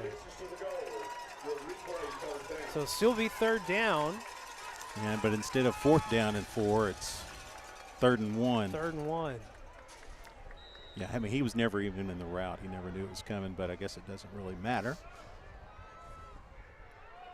3rd and 1 from the 4, 1:27 to play here in the first half. Let's bring Setzer back into play. Lindsey gonna loft it up for DeLamar. Trez Hammond right there, but DeLamar hauling it in, his second touchdown of the night. So 1:22 to play here in the first half. Fayetteville regains the lead. That's just a great play by DeLamar, who's very hyped on himself, as he should be. That's a great play.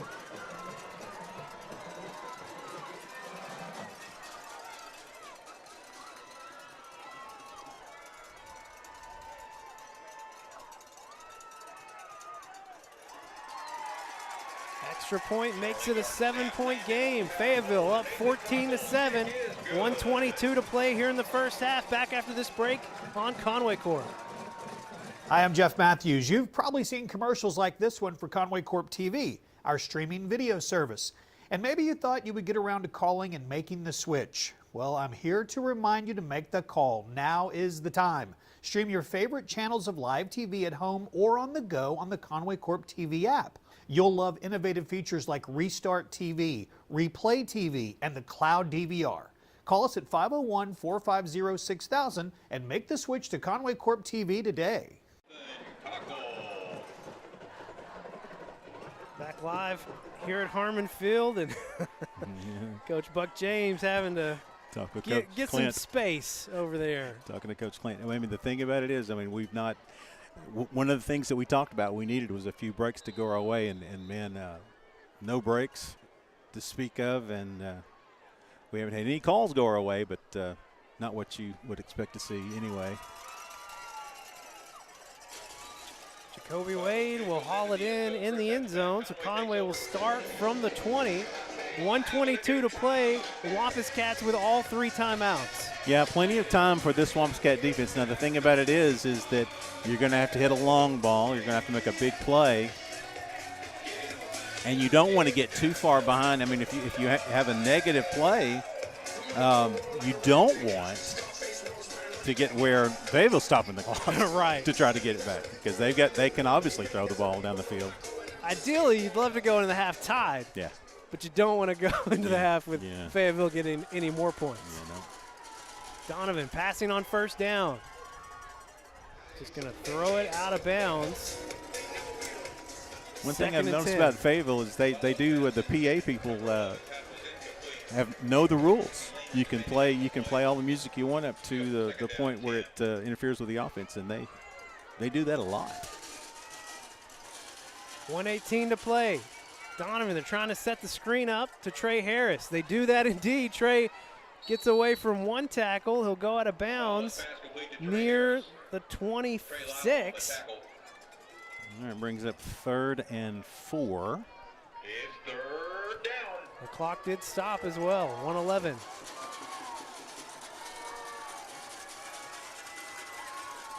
They'll get it out to Chris O'Neal in the flats. Chris spin moves out of one tackle, and he'll take it all the way down. I don't like that spot. Mark him out at the 38. What is that spot? Thought he got to the 40. Yeah. Oh, my gosh. Oh, my God. Oh, my gosh. 1st and 10. What are we doing? 1:03 to play. Donovan. Blitz. Just throws it out of bounds deep. A lot of weird things going on there. 56 seconds on the clock. They had a lot of pressure. And so just tried to get it down there where Jackson and Chris both were that deep, but got it out of harm's way. C.J. Neely checks in here in the slot on 2nd and 10.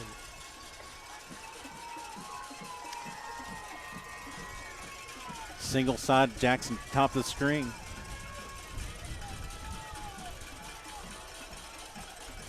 Donnie under pressure on 2nd down, and he'll be sacked back at the 25. Yeah, that's those corner edges that they come off of, and you've got to be able to get a hat on them, or they will get you. Haven't seen Donnie take many sacks on the year. Just could not escape the speed of Jones. Yeah, they line up 3 on the front side, but they come off the edge very fast. Fayetteville not calling a timeout. They're letting the clock run. And a little bit of respect for the Conway's offense. We're going to let it run down as far as we can go as well. 14 seconds left as they take the snap. Set up the screen to Trey Harris. He's got some space. Trey goes out of bounds at the 36 with 6 seconds left on the clock. Probably didn't want to do that. Probably wanted to stay in bounds. But.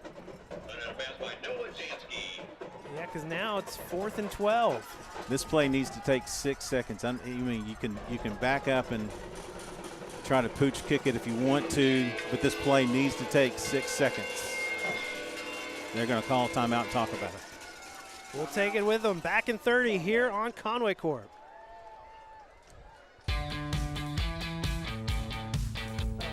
Goodbye, 9 to 5. Hello, startup. So long, IOU. Hello, settled up. So long, someday. Hello, moving day. Finance and grow a business, easily pay friends, and quickly check loan status with digital tools from Arvest Bank. Goodbye, limits. Hello, possibilities. Live tonight at Harmon Field here in the 7A semifinals. Fayetteville up 14-7 on your Wampus Cats. There's 6 seconds left to play here in the first half, and 4th and 12 coming up for Conway. Well, in the first half, the momentum swung. You get Conway is up 14-7, but you get a holding penalty, and then they get on a third down and long, they get a holding call in the end zone. I mean, it just changes up the dynamics. You got to overcome those things. Empty here for Donovan on 4th down. He's just trying to run the clock out.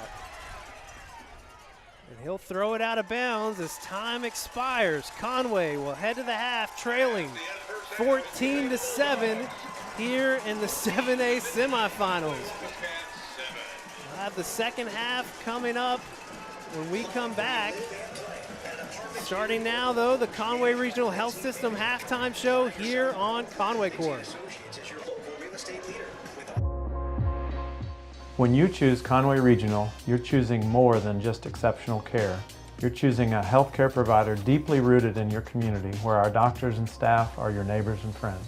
With 9 primary care locations in 5 counties, we believe in building lasting relationships centered on trust and personalized care. Take control of your healthcare journey with us as your dedicated partner. Schedule your appointment today and let our family care for yours.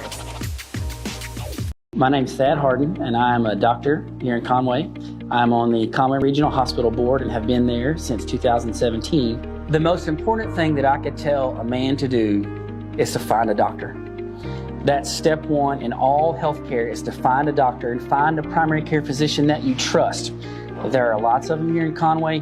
Find one that you get along with, that you can talk to, that you trust, to take their advice, because that's the person that's going to find high blood pressure, to make sure that you're getting your screenings done, to make sure that you're up to date, to make sure that you're healthy. The average man was defined as living in poor health for the last 9 years of his life. So not only is his wife or family going to outlive him, they're going to have to take care of him for 9 years. That's why it's so important to have a primary care physician to take care of yourself, because if you can't take care of yourself, you can't take care of the people around you. At Conway Regional Endocrinology and Diabetes Center, your health is our priority. We are committed to providing high-quality, compassionate care to our patients. Our exceptional team of providers are experts in diagnosing and treating various conditions, including diabetes, thyroid diseases, infertility, growth issues, and metabolic disorders. With their extensive training, they are dedicated to ensuring you receive expert, personalized care. We understand that our community's needs are vast and diverse. That's why we are dedicated to expanding our center, welcoming new providers and services in this area of medicine. We are more than just your healthcare provider. We are your partner in health. We are accountable to each unique patient, committed to providing comprehensive and personalized care for your needs. Take the first step towards better health. Visit our website or call us today to schedule an appointment. Conway Regional Endocrinology and Diabetes Center, where your health is not just our priority, it's our promise. When you choose Conway Regional, you're choosing more than exceptional care. You're choosing a healthcare provider that's deeply rooted in your community, where our doctors and staff are your neighbors and friends. With 9 primary care locations in 5 counties, we believe in building lasting relationships centered on trust and personalized care. Take control of your healthcare journey with us as your dedicated partner. Schedule your appointment today and let our family take care of yours.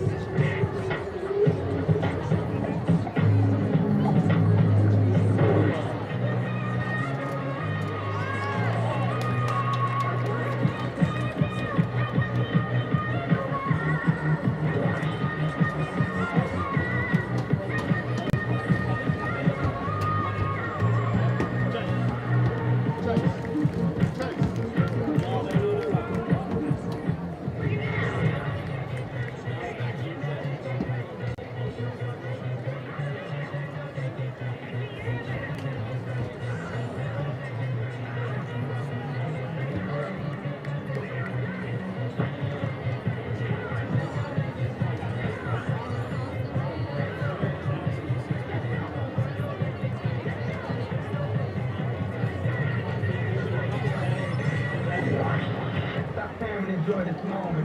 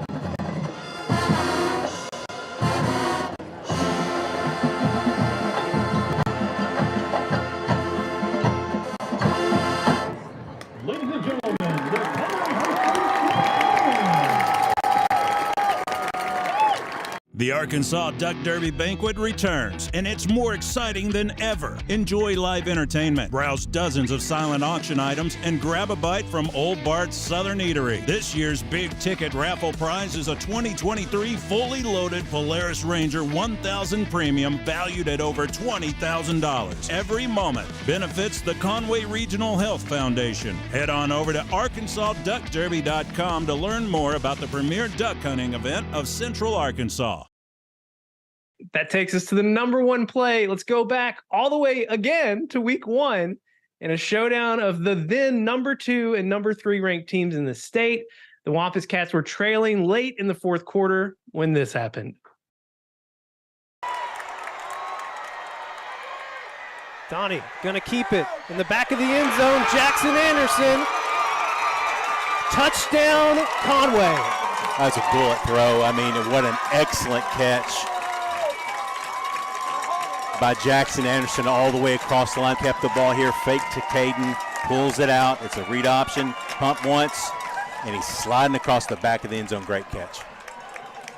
Nice, got time. Steps up over the middle, incomplete.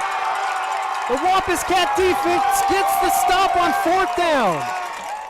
Dez in the victory position. Love this position.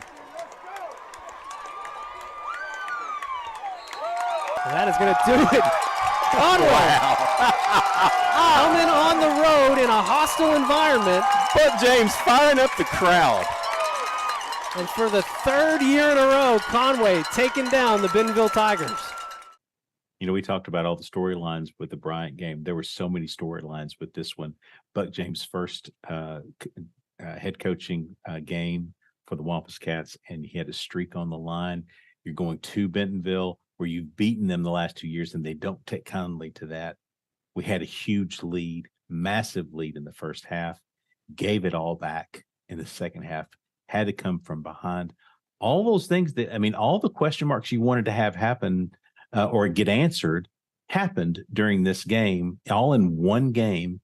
And about the coach, about the team, about the new talent, about being able to travel to a difficult location, all those things answered and culminated in that last couple of minutes. Man, what a special game that was.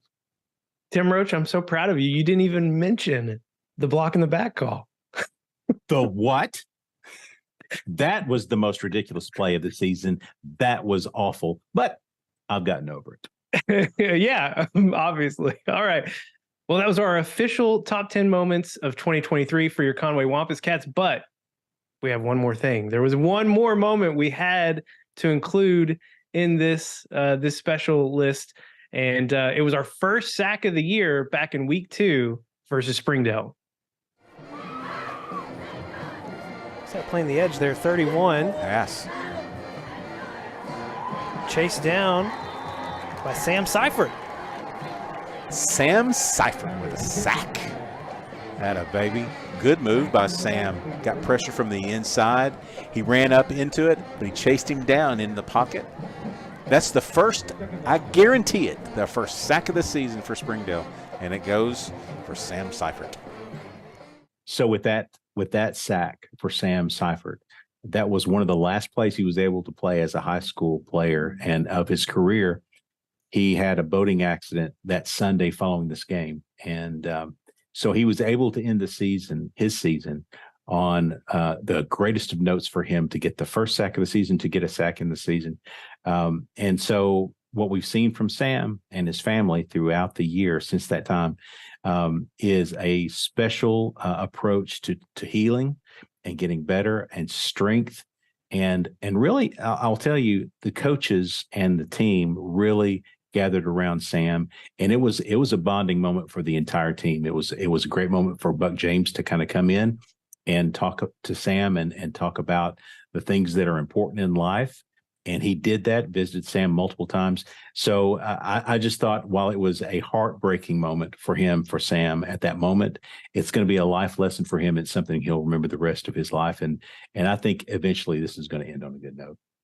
And we got to see him again last week. He was there for senior night. So it was good to see him and his family back on the field.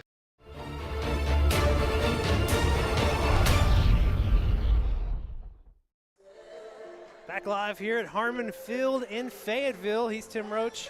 I'm Levi Gilbert. Your Wampus Cats trailing at the half here in the 7A semifinals, 14-7 to the Fayetteville Bulldogs. First time all year we've trailed at half. We've trailed it within the first half last week, but got it back. So a little bit of work to do. We'll see what happens in the second half. Hopefully some adjustments have been made and we can get some points on the board. Oh, I'm stressed, Tim Roach. I feel it. It's okay. It's going to be all right. Meanwhile, over at Bryant, they are also at the half. They got there just a few minutes later than we did. They're all tied up with Bentonville at the half, 21-all. Man, it's been a run. When we got here, since 2016, Fayetteville was the last one to win from the west. From the west side, it's been Bryant or North Little Rock since then. You're looking at two teams from the Northwest that are having a say about it. Oh my gosh, that'd be weird if they were both playing each other. That'd Dude, be weird. Don't say such horrible things. Bizarre. Okay. Yeah. All right, we'll talk about the first half stats when we come back from this break here on Conway Corp.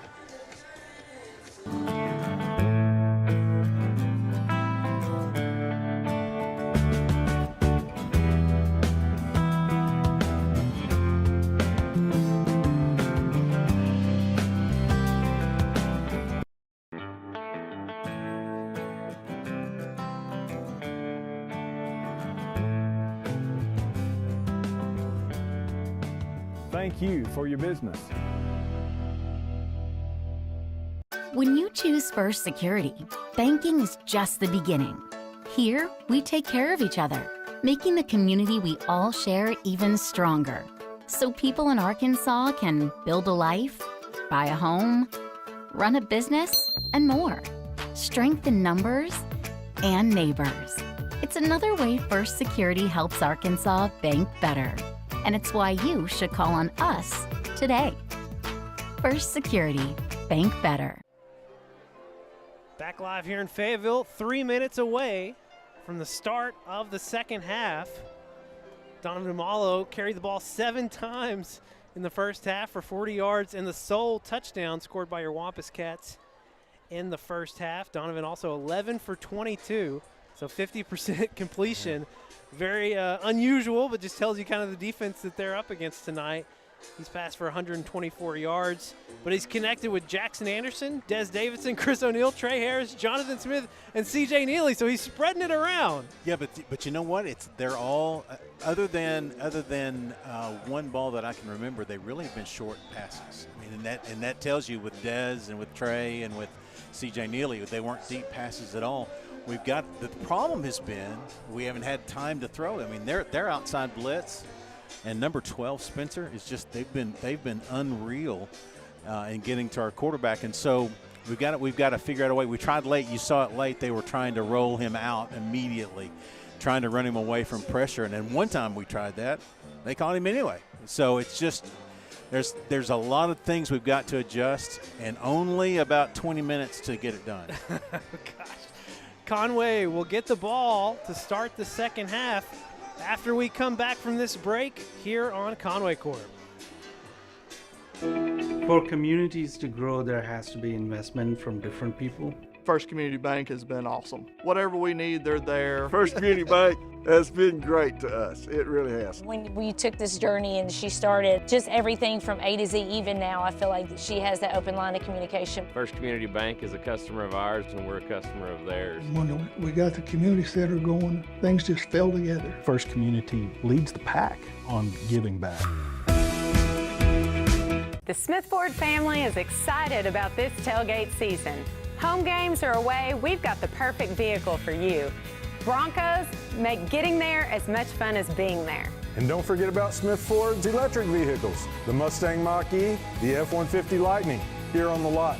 Come by or visit us online for the best deals around. With the Smith Ford family, we won't be undersold.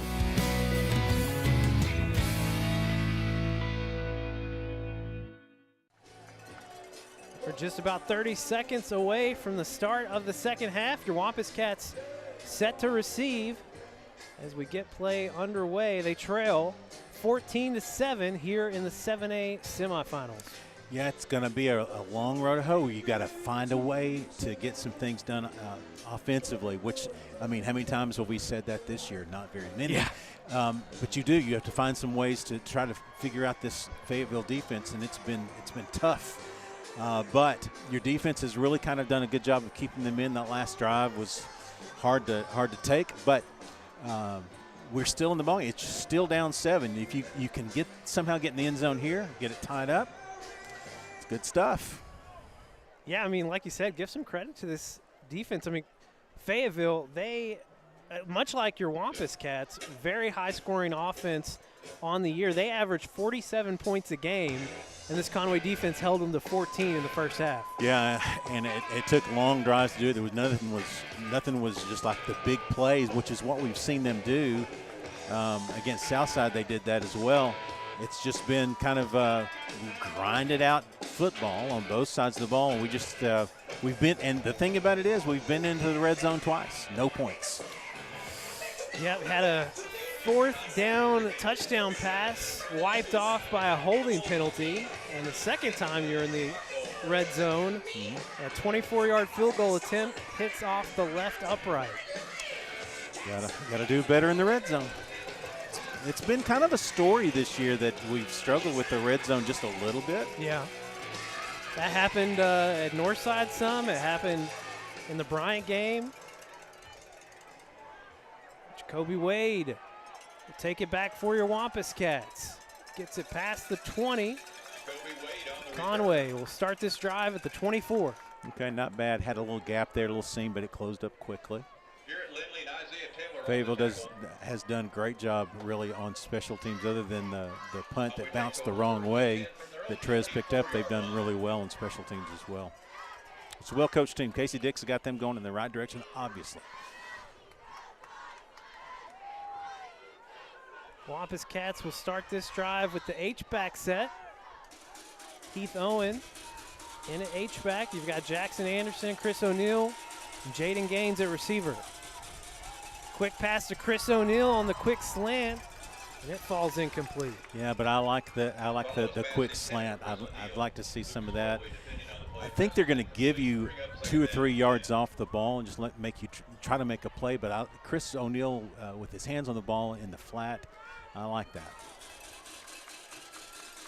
Donnie going to keep it himself here on the near side. Cannot get around Landon Jones. No gain. And he is slow to get up. Still down. Have an official timeout on the field as they take a look at Donovan. We'll take a timeout as well. Back after this on Conway Corp. The Arkansas Duck Derby Banquet returns, and it's more exciting than ever. Enjoy live entertainment, browse dozens of silent auction items, and grab a bite from Old Bart's Southern Eatery. This year's big ticket raffle prize is a 2023 fully loaded Polaris Ranger 1000 Premium, valued at over $20,000. Every moment benefits the Conway Regional Health Foundation. Head on over to ArkansasDuckDerby.com to learn more about their premier duck hunting event of Central Arkansas. The community of Conway continues to be committed to the Wampus Cats, just as Centennial is committed to our customers. Perseverance, commitment, and resilience are key ingredients for success, both on and off the field of play. Whether you are cheering on the Wampus Cats, starting a new business, or planning for the future, Centennial is here for all of life's moments. Let us be your partner. Centennial Bank, member FDIC. So come back live. Donovan Amalo walking off the field, walking on his own, but he'll have to come off for at least a play. I expect even longer. And we'll get our first look at Wesley Tapp. Tapp, a sophomore, thrown for 361 yards on the year and 3 touchdowns. Tough spot for the sophomore. You want to get your feet wet, you want to play football? Here's your chance. Here you are. It's only 3rd and 10. In the 7A semifinals.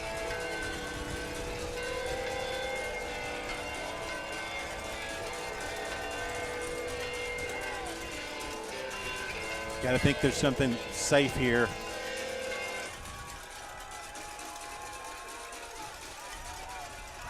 Tapp couldn't control the snap, but got it back quickly. Going over the middle for Chris O'Neal. It's picked off by the Bulldogs. Heath Owen making the tackle at the 30. There is a flag back at the 20.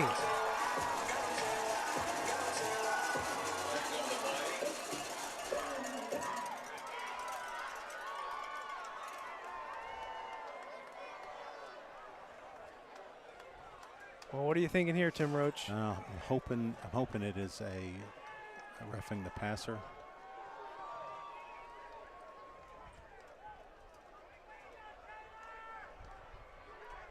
After the change of possession, personal foul, number 0 of Fayetteville. It's a 15-yard penalty. So it was a personal foul after the interception. Yep. So the interception will stand, but it's going to move the ball back 15 yards for Fayetteville. And it was a hit on Tapp. So, yeah, I mean, that's one of those deals, and it was away from the ball. It was on the other side of the field, so not a real cool play. But both quarterbacks going down in 2 plays. Well, the Bulldogs will start this drive back at the 45 now. Handoff to Setzer on 1st down. He'll get a gain of 2, 11:08 to play here in the 3rd quarter. 2nd and 8 upcoming. That's a better job by your defense there on the line of scrimmage, keeping it to just a 2-yard gain, really a long one. You expect a throw here. They're on the plus side, so I mean they probably do have 4 downs to get it if they wanted it.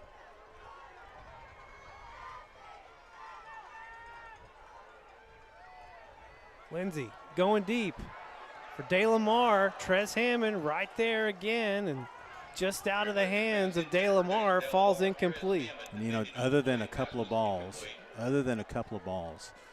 that De Lamar's been able to get on him, Trez has done a really outstanding job. Man coverage on one of the best receivers in the state. And it's just a go route, and he has to go stride for stride with him, and he does a really good job there. 10:30 to go here in the third quarter. It's 3rd and 8. Fayetteville does a lot of things on the boundary. They're bunched up right now, but they do a lot of 10-yard outs to the boundary in these spots. John Paul Saxton coming on the blitz. Tice Carr gets a hand. It's deflected, and Fayetteville ends up with the ball.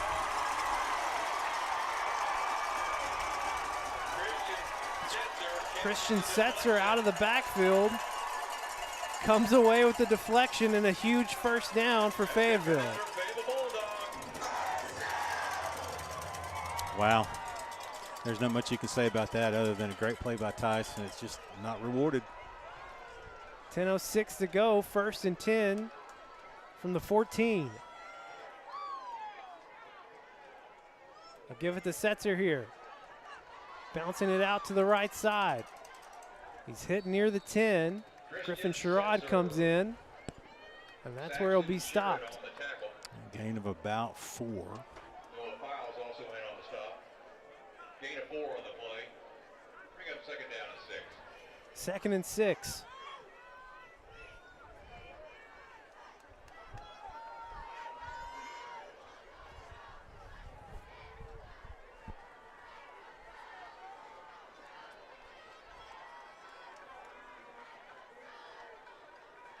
Lindsay looking here on the near side, finds Spencer. And Fayetteville extends the lead.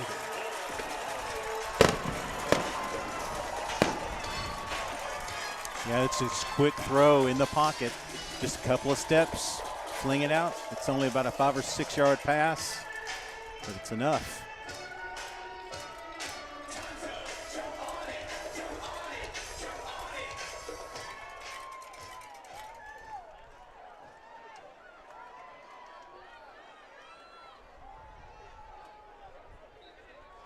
Cockle's extra point is good. 9:15 to play in the third quarter. Fayetteville jumps out 21-7 on your Wampus Cats. Back after this break on Conway Corp.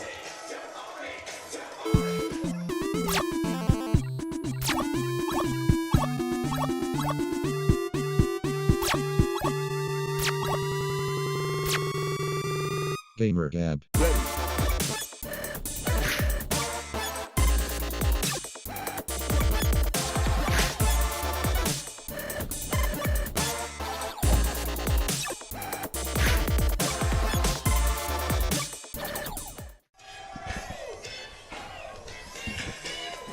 Conway trailing by 14 here in the semifinals. 9:15 to play in the third quarter. Wampus Cats set to get the ball back. And the big question is, will we see Donovan Amalo back? Yeah, I was going to scan the sidelines, but we had too much action going on. I see him down around the 27. Standing near Mark Kelly. Seems like a decent sign. They're so far off sides. Yeah, sorry. Flag coming in out on the far side near the 40. Well, it's good of you to spot those things, Tim Roach. I'm not the biggest fan of this crew. On the kicking team, it's a 5-yard penalty. We'll have a re-kick. Well, last time this happened, they hit a liner that bounced past our guys into the end zone. We had to start from the 20. Hopefully, get more of a chance at a return here.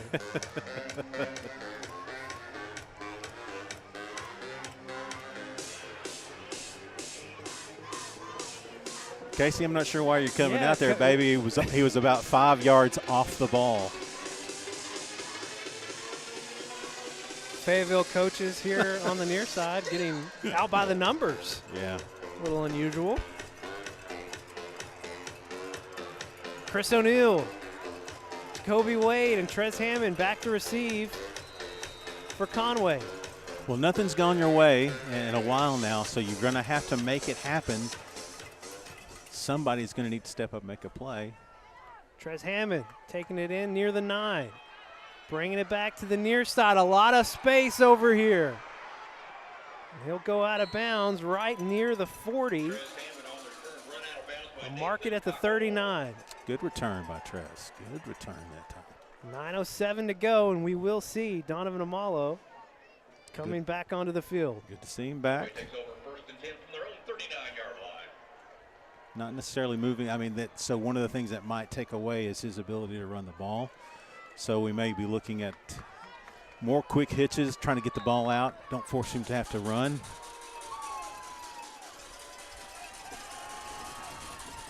First down, Donovan looking to pass. Under pressure. Have to throw it away here on the near side, looking at Jonathan Smith. Yeah, they were trying to connect up, I think, with Chris O'Neill, and he was wanting to cut up. It was a little bit of a broken play. Fayetteville coaches talking it over with the officials, trying to. Why is he all the way over here talking to it? I don't know if he was wanting a grounding call here. I'm not really sure. Fayetteville showing blitz on second down. Finds Jonathan Smith at the 45. I don't think he caught that one. Rhett Tidwell didn't think he caught it either. But the officials say it was caught. Gain of 6, it's 3rd and 4. Conway moving quickly. Sling it to Des Davidson. Des can't secure it in. It'll be 4th down and 4. Yeah, you got to go here. I mean, the momentum has shifted so much.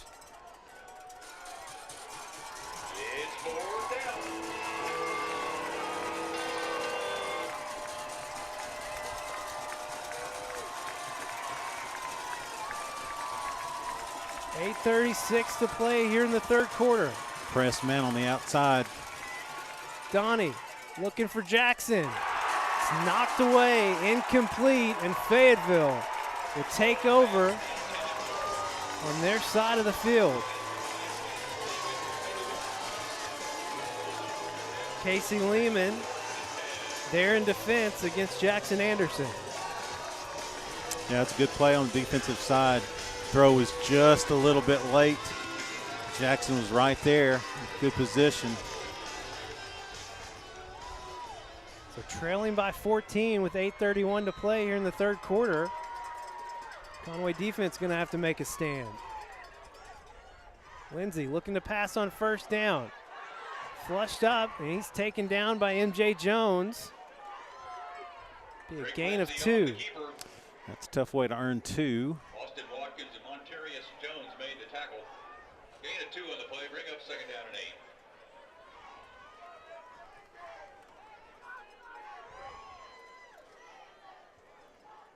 Gonna have to have several stops like that. He was looking to throw deep. Nothing there. 2nd and 8. They'll give it to Setzer. Setzer. Hit by Ben Chandler. Just a gain of 1 yard. Yeah. Gain a yard on the play, bring up 3rd down and 7. Gonna be throwing here. Got to watch Delamar. Top of the screen. We'll check it out now. 7:30 on the clock. They switch Delamar into the slot. Man coverage with Noah Files. Look for the slant. Ben Chandler coming on the blitz. Lindsey gets it out, finds Delamar. After the catch is dangerous, runs into his own teammate, Mason Spencer. He'll be down at the 20, but a huge pickup on 1st down. There's a flag. It's going to be holding against Fayetteville. Hold it, PA guy. Flag on the play. Well, this might be the first break Conway's had tonight. Yeah. They saw something in the setup there. They switched Delamar to the slot, had him on Noah Files, who was backed off a little bit deeper. On the offense, 10-yard penalty for the previous spot. And boy, they exploited it. It's one of those where you may have to switch. Delamar's so fast, you got to switch it up. He's back out on the edge now, and again, he's going to be the main target.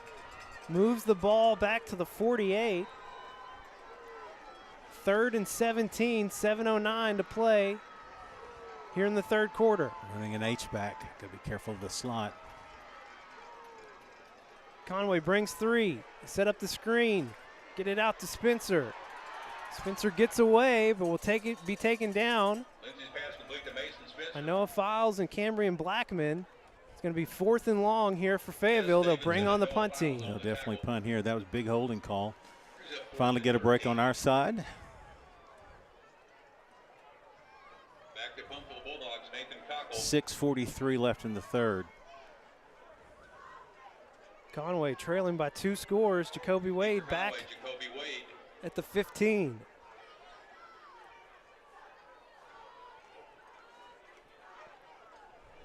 Cockle, an angled kick out on the far side. Bounces near the 30.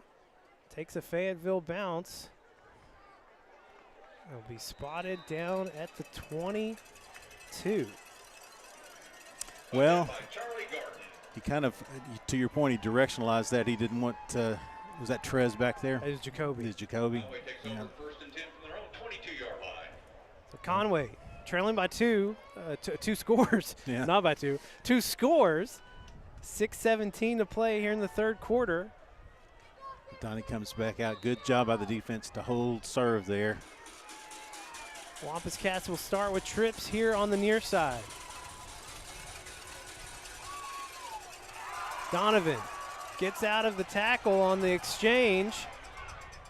He'll step out of bounds at the 21. Oh, wow. I mean, he loses 1 there, and it could have been so much worse. I mean, they literally were meeting our guys at the point of the handoff in the backfield. Clock stops at 6:09. It'll be 2nd and 11. And it's just right off the edge. It's almost like a quick stunt. Tidwell showing blitz. Ball hits the turf. Donovan has no option but just to fall on it. Another loss on the play. It'll be 3rd and long. Also, too, it's 3rd down.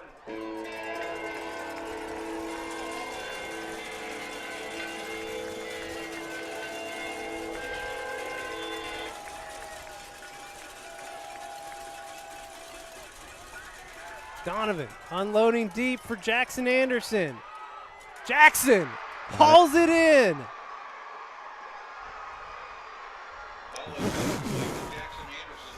I mean, that was all he could throw, and Jackson high pointed the ball right over the top of the defender. Oh my gosh, what a catch.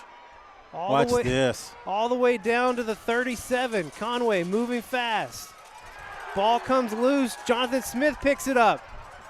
It's going to turn a disaster into an 8-yard gain. That's 2 plays now, one by Fayetteville, one by Conway, where it's just the bounce of the ball to the right guy, another offensive player, and they advance it. Amazing. Ball down to the 29. It's 2nd and 2 with 5 minutes to go here in the third quarter. Got to take advantage of this break.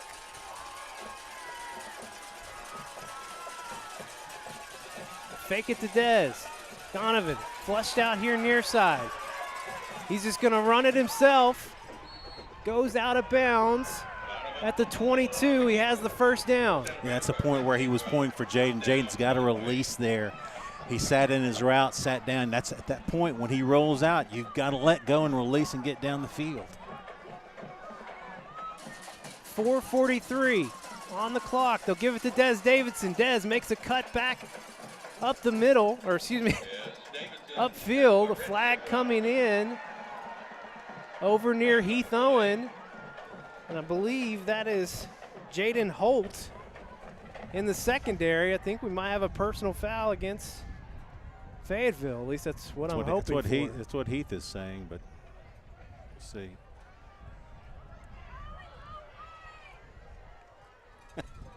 Gotta love being on the opposition's side. Call it both ways. Call it both ways. Okay. Okay. Yeah. All right. Okay. Well, we're still awaiting the call here. After the play was over, personal foul number 7. It will be against Fayetteville. 2 breaks on this drive. 3 breaks, actually, on this drive. Conway going to have to capitalize here. It'll be 1st and goal from the 9. 4:34 to go in the 3rd quarter. Donovan gets it to Max Owen. Ball he comes was out. down. He was down. They're saying he's down. The ball caused the fumble there. Max did a great job. Boy, that's a tough catch in the middle of the field by Max. And a Fayetteville player down. Here's Take the a look at the replay play. here.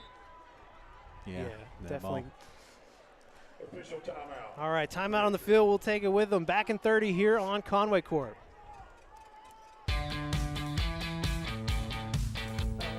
Goodbye, 9 to 5. Hello, startup. So long, IOU. Hello, settled up. So long, someday. Hello, moving day. Finance and grow a business. Easily pay friends. And quickly check loan status with digital tools from Arvest Bank. Goodbye, limits. Hello, possibilities. As we come back here in Fayetteville, the injured Bulldogs still down on the field. Wampus Cats driving but trailing 21-7. Here with 4:05 to play in the 3rd quarter. Over in Saline County, Bryant trailing Bentonville 35-21. Bentonville with the ball, and they just scored again. No, okay. out of bounds. He was out of bounds. Wow.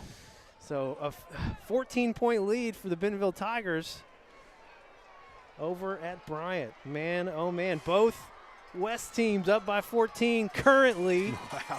Hopefully your Wampus Cats can cut into the lead here.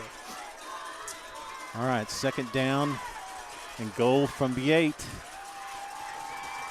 Kind of a troublesome spot for your Wampus Cats this year. Give it to Dez. Nowhere to go. A loss of 3 on the play. Back to the 11.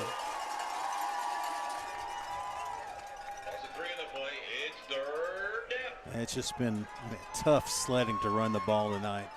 Just not a lot of there. It's really nothing wide has really been gained. You have to go right off tackle, hoping that you slip their blitz. You try to go wide off the edge as you're running right into them.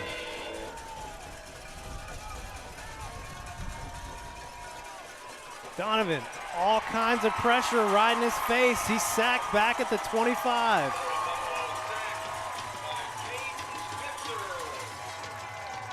Now mark it at the 23. Yeah, this Fayetteville defense is some kind of good, man. Some kind of good. All right. You got a lateral in your Hunter Heaves. You got a 4th and 24, 23.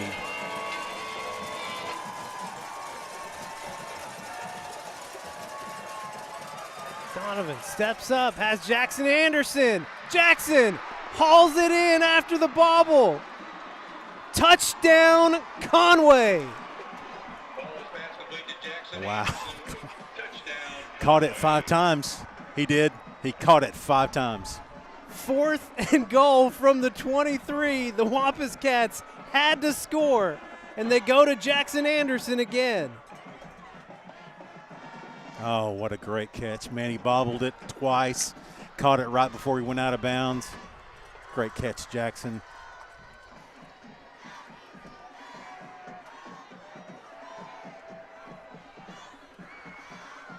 Conway cuts the lead to 7, 21-14.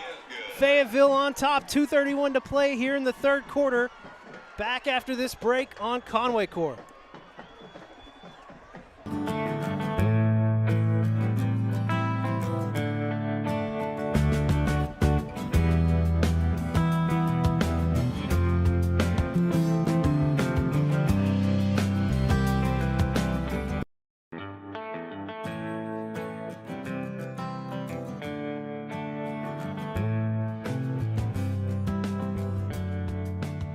thank you for your business.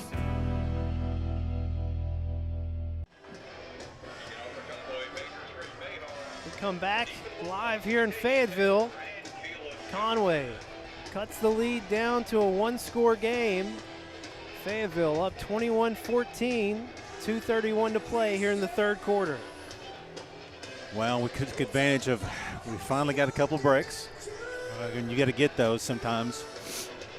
And nicely done, converted. 4th and 23, same exact route. Same exact route as they ran last time, and they had the hold to call.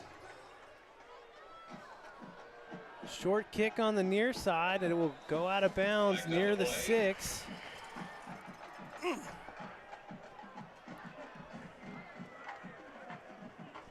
Well, a little bit of a momentum buster there. Yeah, that's not what you wanted. On the kicking team, Fayetteville let's take the ball at the 35-yard line. Fayetteville will get the ball now at the 35. To be honest, that's one of their worst starting field positions they've had on kickoff. They've had some really good returns. That's true. Okay. Conway's offense takes it down and scores. Defense, up to you now. Fayetteville will start this drive with a handoff. Coming off the edge, I think that was John Paul Saxton. Gain of just 2 for the Bulldogs. 2nd and 8 coming up. Gain of 2 on the play, bring up 2nd down. From the 37. Yeah, good job by John Paul there. Austin Watkins also in. All right. They've been 2nd and 8 a lot tonight. This is a passing down. Lindsey looking to pass.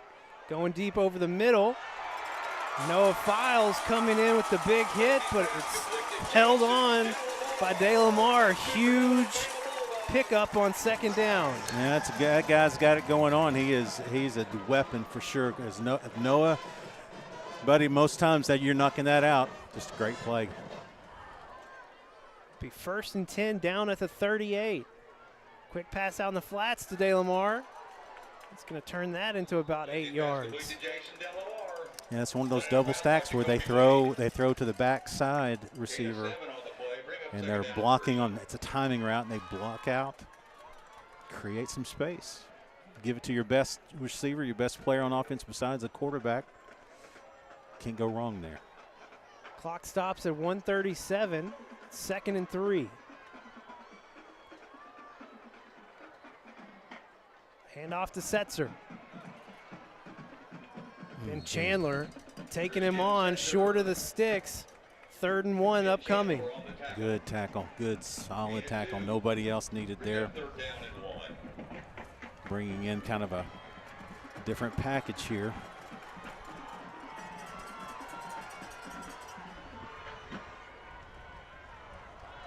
So came on the outside edge. Changing the play up now, 17 seconds on the play clock, so they have plenty of time to readjust.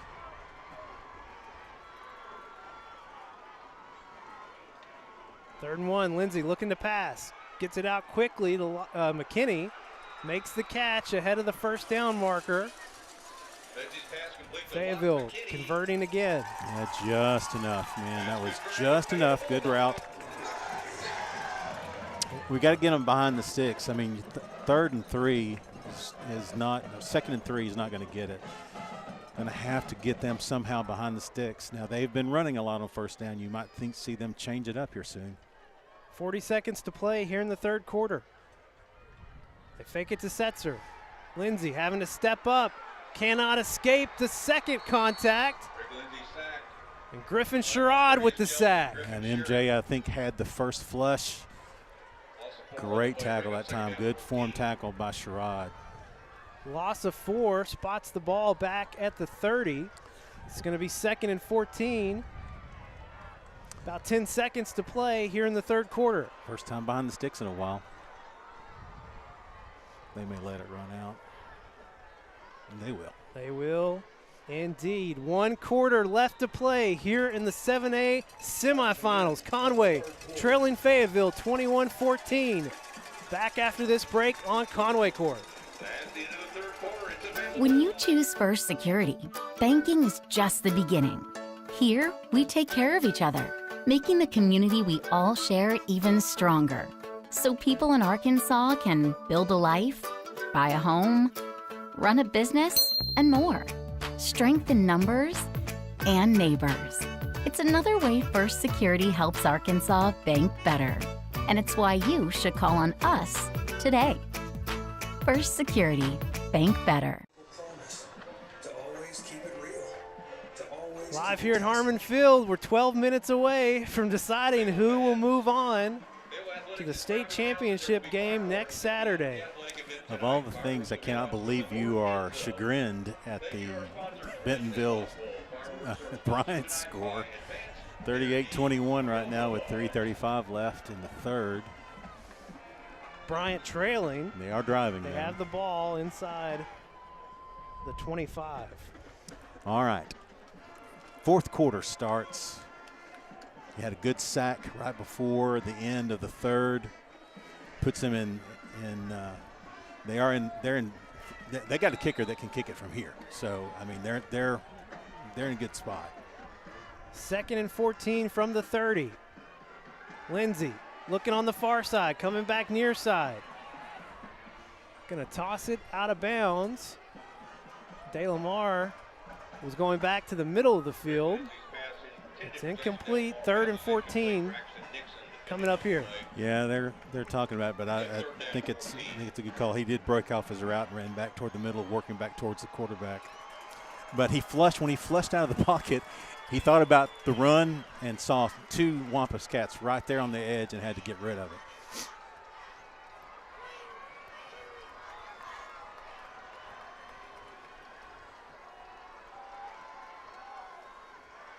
Third down, Lindsey on the comeback route. Knocked away by Trez Hammond.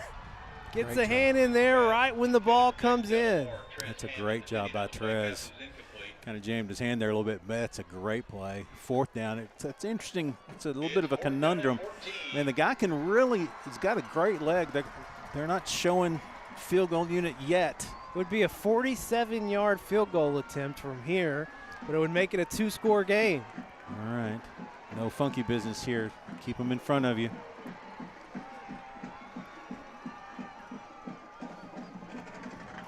All right, DeLamar is down in the lower part of your screen, just below our banner there. Single coverage with Trez. Looking that way. Fayetteville going for it. Ben Chandler with the huge sack. Ooh. Like a flash he was. Great coverage, by the way, by Trez on the backside. Allowed that hesitation by Drake. Chandler got to him, and that's a huge play. Takes it back to the 42-yard line. Watch this. Zip. He got a safety on this field a year ago in the quarterfinals, and a huge play here in the fourth quarter. Conway trailing by 7, takes over on downs. Harris in the backfield, 11:41 left in the fourth. But get it to Chris O'Neal, breaks out of one tackle. He'll go down just about a yard shy of the first down marker. That's a great tackle there. He's gone.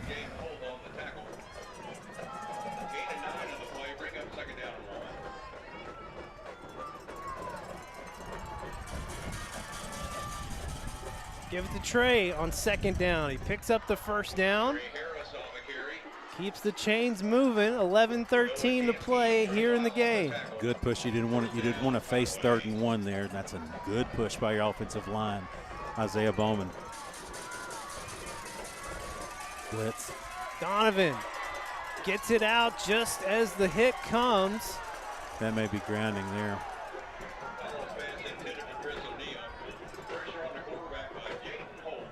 I don't see a flag out.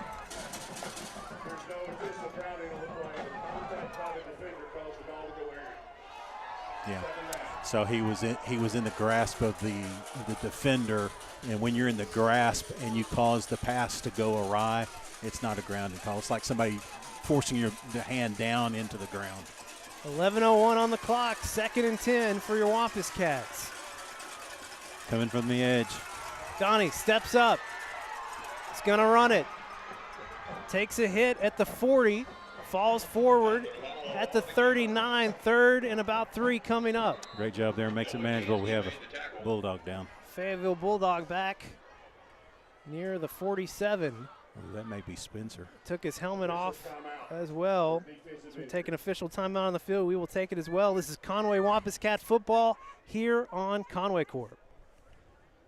The Arkansas Duck Derby Banquet returns, and it's more exciting than ever. Enjoy live entertainment, browse dozens of silent auction items, and grab a bite from Old Bart's Southern Eatery. This year's big ticket raffle prize is a 2023 fully loaded Polaris Ranger 1000 Premium valued at over $20,000. Every moment benefits the Conway Regional Health Foundation. Head on over to ArkansasDuckDerby.com to learn more about the premier duck hunting event of Central Arkansas.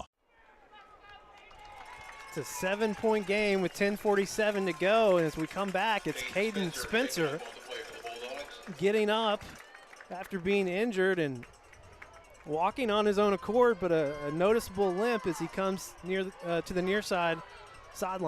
Yeah, that's their big play guy on defense. Now they got plenty of other hosses. Don't make no mistake about it.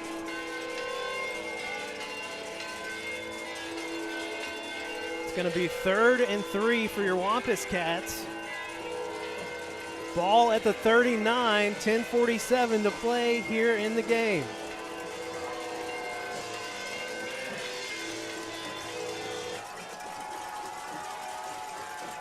Give it to Des Davison. Des finds a little seam. He's going to get enough for the first down.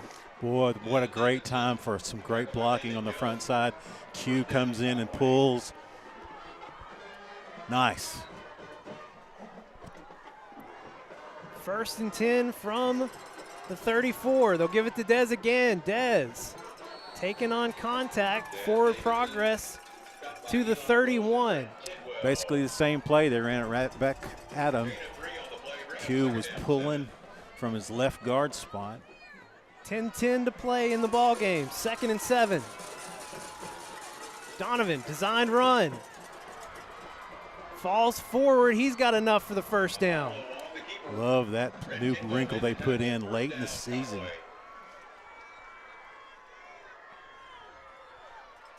Ball spotted at the 22. We're under 10 minutes to play. 1st and 10, Conway.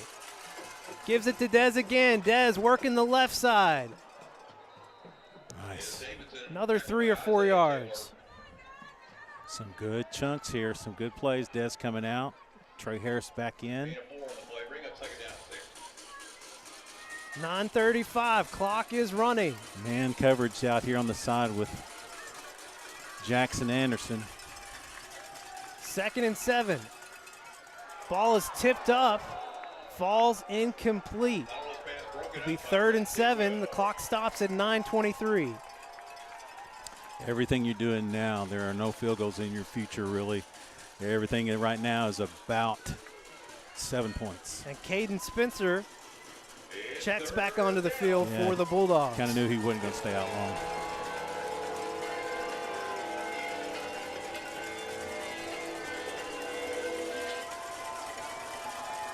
Third and 7. Donovan gonna run it again. Gets inside the 15. Pushes forward at that last moment. Oh my gosh. Gonna be a yard shy. Not even a yard. 4th and 1 upcoming. Less than a yard. Almost got there. Big decision here on how you want to handle this. Bringing in the heavies. Play clock at 17. 4th and 1 from the 13. So give it to Dez. Dez pushing, pushing.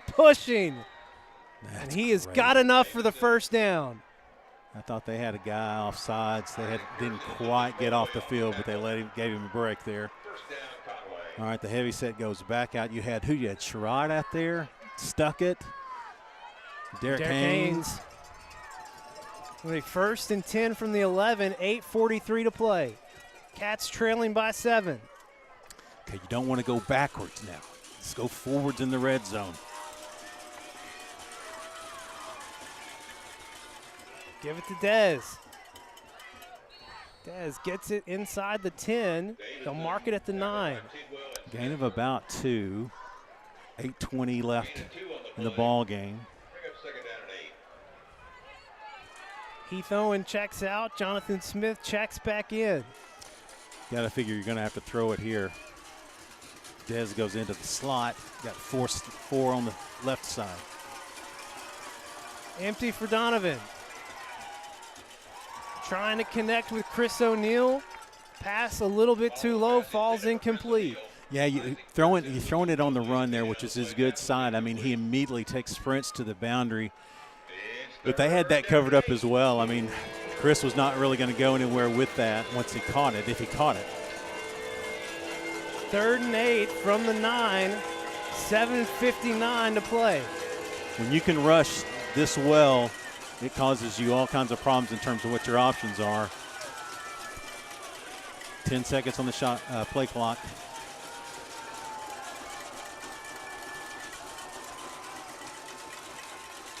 Donovan. Over the middle for Jaden Gaines. Jaden Gaines! Touchdown, Conway! Ooh, what a throw. I mean, threaded it, Jaden, with a great clutch. The defender was on top of him, and he makes the catch, pulls it in. Watch this, all the way across into the middle of the end zone, right there. Oh, what a catch. Jaden Gaines. 7:53 to play in the game.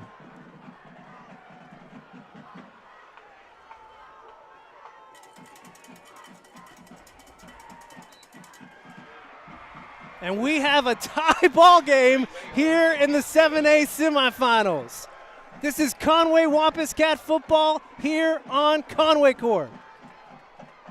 The Arkansas Duck Derby Banquet returns, and it's more exciting than ever. Enjoy live entertainment, browse dozens of silent auction items, and grab a bite from Old Bart's Southern Eatery. This year's big ticket raffle prize is a 2023 fully loaded Polaris Ranger 1000 Premium, valued at over $20,000. Every moment benefits the Conway Regional Health Foundation. Head on over to ArkansasDuckDerby.com to learn more about their premier duck hunting event of Central Arkansas.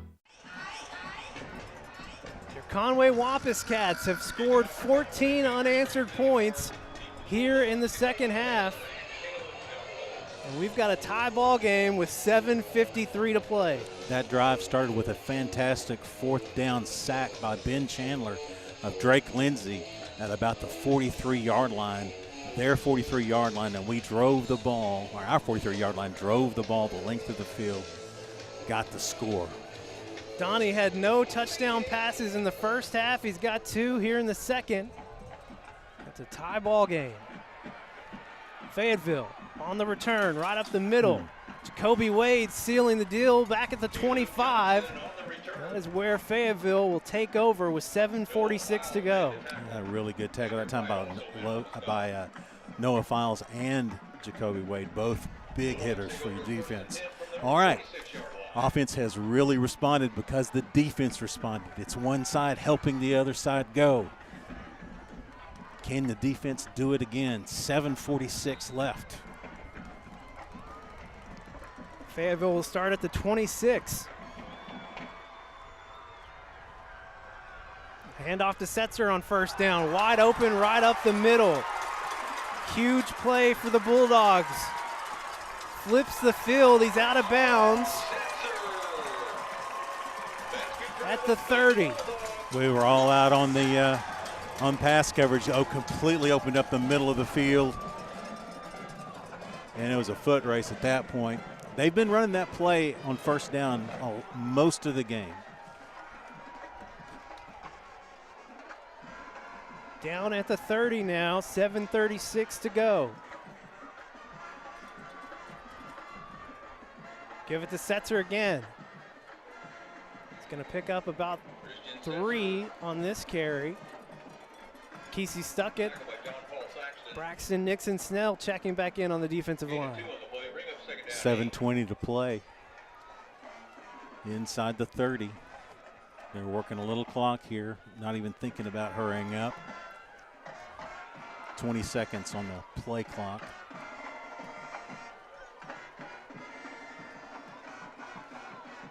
So we close in on the 7-minute mark. It's 2nd and 8 from the 28. Gotta expect a pass here. Hands it off to Setzer again. Wow. Setzer no. dancing around, breaks through again. Another first down for Fayetteville. Looked like we had him back in the backfield. He escapes again. Well, we had him right there. Good run. 6:37, 1st and 10 from the 14.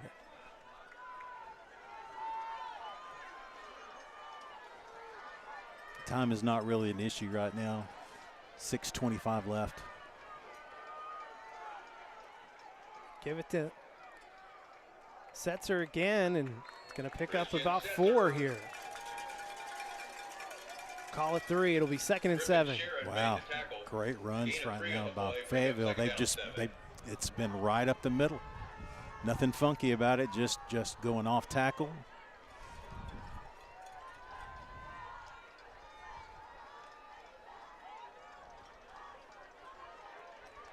$5:50 to go.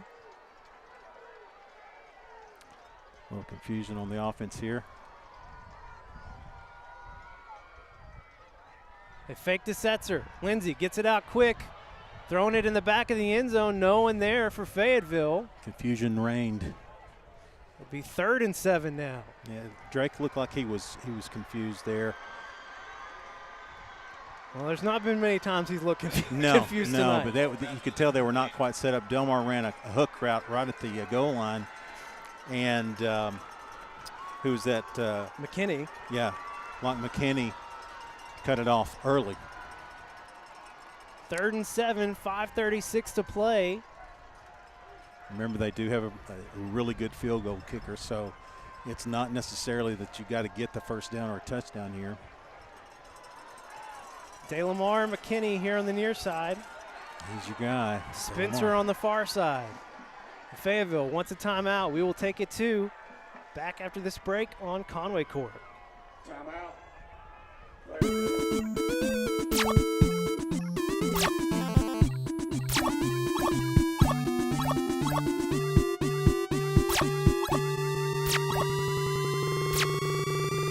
Gamer Gab.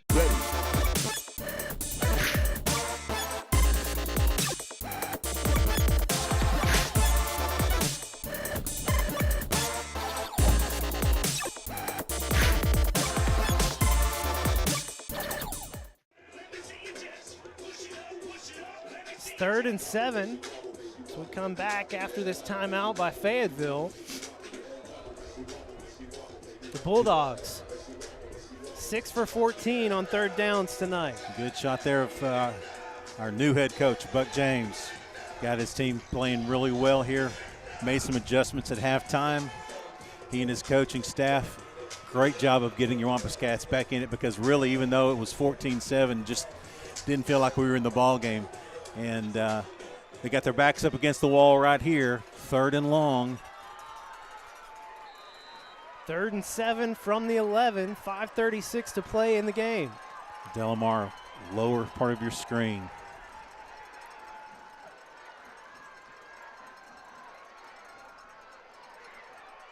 Incomplete. He was looking for the tight end. A lot of things going on that play, but he was looking for Krzyzanowski, and it was a high pass from Lindsey. Well, that was dangerous. That had some powder on it right there. That was way high. So from the 11, the ball will be placed for the kick at the 18. A 28-yard field goal attempt for Nathan Cockle. He's made 8 of 9 on the year, his longest from 33.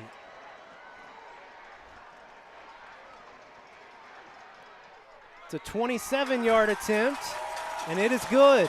Cockle giving the Bulldogs the lead again, 24-21, 5:28 to play. We'll hold it right here. So, hey, all things considered, a pretty good outcome for your Conway defense. Yeah, after that long run that they broke, and then they literally were gashing us on the runs inside, the draws inside. Man, you had to feel like, well, if they get because what happens is when you get that kind of success on the run, it opens up everything else in the playbook. All the passes become a little bit easier, but you held big right inside the 20-yard line, and yeah, feels good to get 3 there. This Conway offense has scored 2 touchdowns here in the second half with 5:28 to play. Can they do it again? Over in Bryant. 7:05 to play in the game there, and the Hornets trailing Bentonville 52-28. Okay. I do not take back what I said about Bentonville being one of the best teams right now, playing the best ball right now. They are. All right, offense, let's go. Get a good run back here. Take care of the ball. Do all the right things. Don't get behind it. Trez Hammond, Jacoby Wade, Chris O'Neill back to receive for your Wampus Cats. Big kick from Cockle. Lands in the end zone. Conway to start this drive at the 20. 5:28 to play in the game. Your Wampus Cats trail by 3. That's a weapon there when you can kick it deep and just forget all the funny business on the kickoff return that can happen, especially with those 3 Cats. All right. Offense has done a great job. We took advantage of a couple of breaks, but on the last drive really just kind of worked the ball down the field and made our own breaks there. So got to feel a little bit better about it. Just got to execute now. Jaden Gaines, Jonathan Smith, Chris O'Neill on the far side. Jackson Anderson here on the near side. We'll give it to Trey Harris. Trey following behind Q Whitehead. And he gets it barely past the line of scrimmage, a gain of 1. Yeah, boy, they are flying from the safety spot. Absolutely flying from the safety spot there. 2nd and 9. Donovan stepping up, getting away from the pressure. Great block on the far side. He'll run out at the 35. Huge pickup by Donovan Amalo with his legs. Yeah, Jaden Gaines, thank you very much, man. That is some kind of good block there. Wow. 4:59 to play. Ball at the 34. 1st and 10 Conway. Fayetteville bringing the blitz. Donovan gets it to Jonathan Smith. Right around the 41. They'll spot it at the 42. Keeps his feet there. He's going for another 10 to 15. He found the soft spot in the zone, sat down in it, and literally sat down in it. 2nd and 2. They give it to Trey Harris. Trey breaking through. Has the first down. Gets it to the 48. Oh, boy, what a great tackle that was by the safety. Who's that? That was Eli Rose. That could have gone the distance. 4:28 to play. 1st down Conway. Des Davidson gets the carry. Forward progress will be stopped at the 46, a gain of 2. All right. Keeping it mixed up, making sure that they are paying attention to the run. Gassed in the play before. Again, it opens up a few possibilities in the passing game.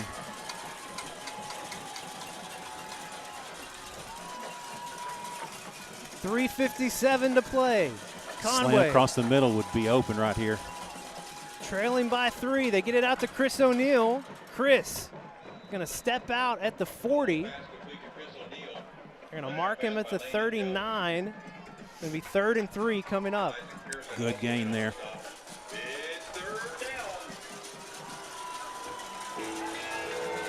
Two downs to get it.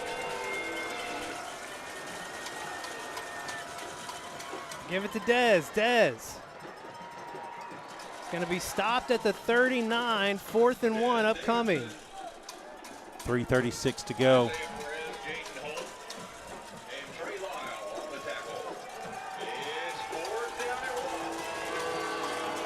Has to get to the 42.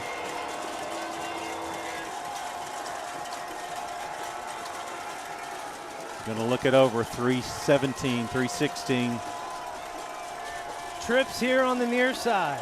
Jaden Gaines on the far side. Donnie gets it to Dez, out of the backfield. Desmond picking up the first down to the 28. Oh, what a great play call by Mark Kelly. I mean, that was right into the teeth of the defense, right where they left it. Great catch by Dez. Donovan goes under center, gets it to Chris O'Neal, double pass. Flag coming in, early contact on Dez Davidson. 2:53 to play. Your Wampus Cats trailing by 3. What an interesting call right there. I mean, a good throw by, was that Chris O'Neal? Chris O'Neal, yeah. Second time we've seen that play this year. It was 1st and 10, so pass interference, that makes it first down again. Going to move the ball.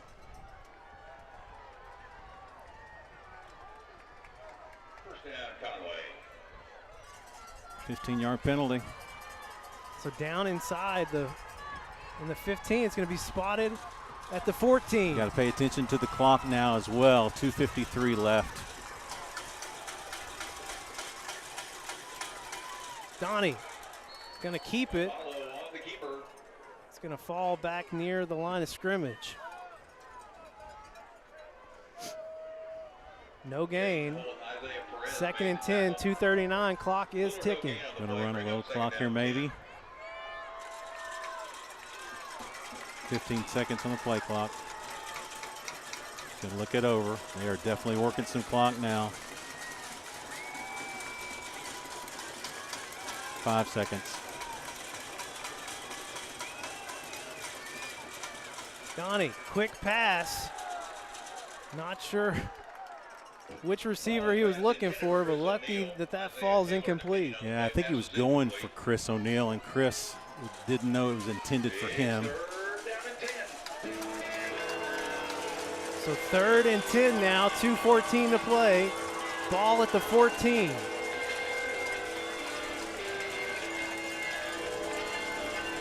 It's been pretty difficult in the red zone. They got 3 to 4 cross, but they are playing all through the middle.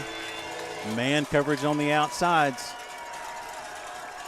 An empty backfield for Donovan. Gets it out to Trey Harris, but Trey falling down. 2 minutes to go. Yeah, ball at the 12. Yep. Conway gonna have to call a timeout here. They will hold it right here. So that's first timeout for your Wampus Cats. They trail by 3, 1:56 to play. Ball at the 12 would be about a 30-yard field goal, roughly 29-yard field goal from the left hash. So that option is open for you if you want to take it. I see Major over there on the sidelines. He's ready to go. He's been warming up.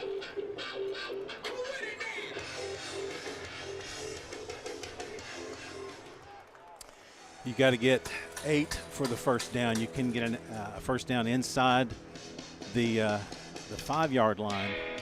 You've got 2 timeouts left.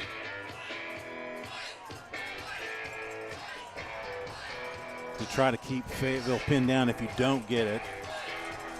Looks like the offense is coming back out. 1:56 to play in the game, 4th and 8.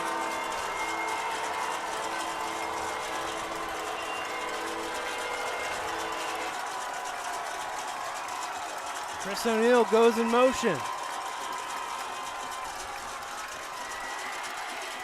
Donovan looking in the end zone for Jackson Anderson.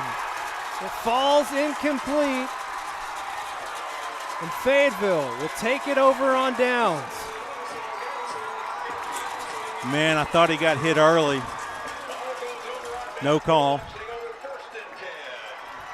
1:50 left to go here in the game. Keith, do you have that back?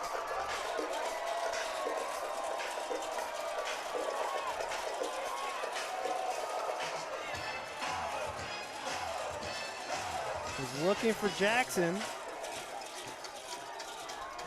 Yeah. I looked a little early there. Yeah, that's going to be a good play. Fayetteville takes over at the 12. Conway with 2 timeouts. Give it to Setzer. He's going to get it down to the 15. Conway calling their second timeout.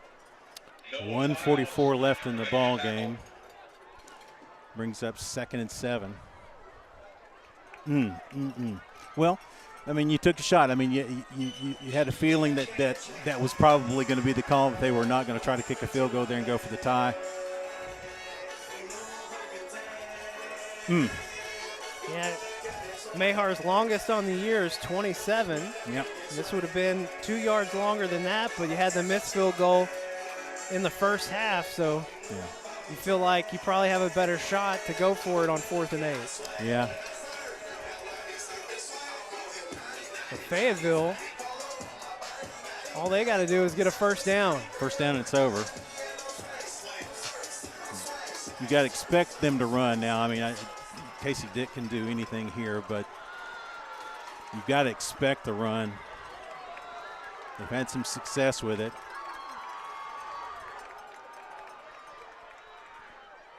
Give it to Setzer. He's dragged down from behind. Good play. Gain good of play. just 1. Setzer wanting a face mask call. I don't think he got it. I think he got him in the shoulder pad. Conway taking their final timeout with 1:37. And it's going to be 3rd and 6 for Fayetteville here. If you can get a stop. If you don't get a stop, it's over. If you can get a stop, you're looking at somewhere around 50 seconds, 50 to 45 seconds to get the ball back. Let's see where he gets him here. Yeah, I got him in the shoulder pad. So, you know, you're looking at best case scenario, 45 seconds if you get a stop with no timeouts. The good news is you've got an offense that can work at a quick pace and knows what it's doing. It's their forte. 3rd and 6 from the 16. 1:37 to play. Fayetteville gets a first down. They will win the game.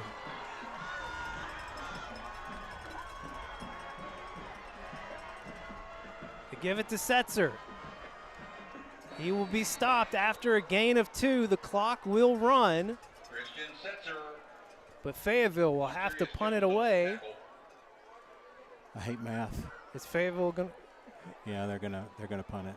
Or are they going to? They'll call timeout. They're running. But down. they're letting the clock run currently. Yeah, so it's 25 seconds now. 1:12 to go. So it's going to be right at 50. Maybe a little under 50 seconds.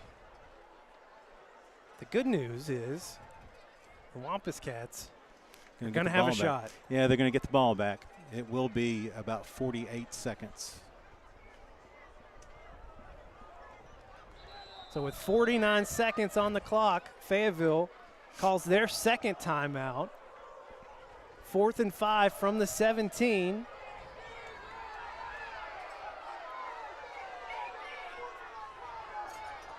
I don't know what's going on right now. I have no idea.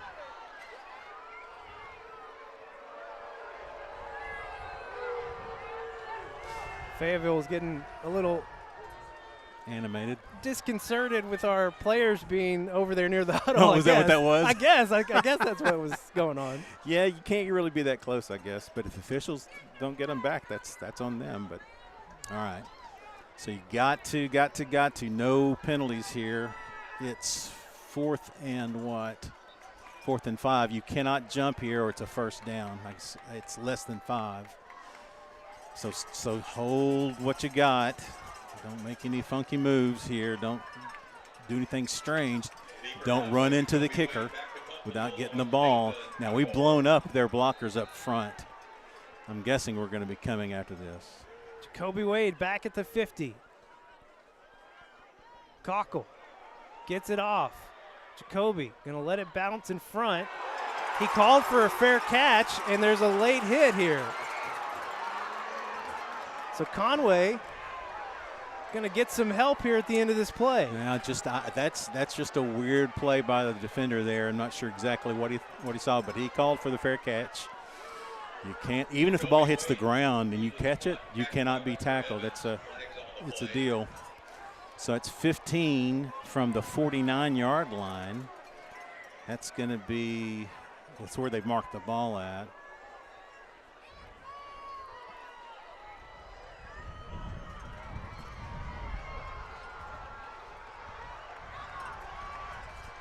Your Wampus Cats have 40 seconds on the clock. They still haven't marked off this penalty. They're talking it over with Coach Buck James.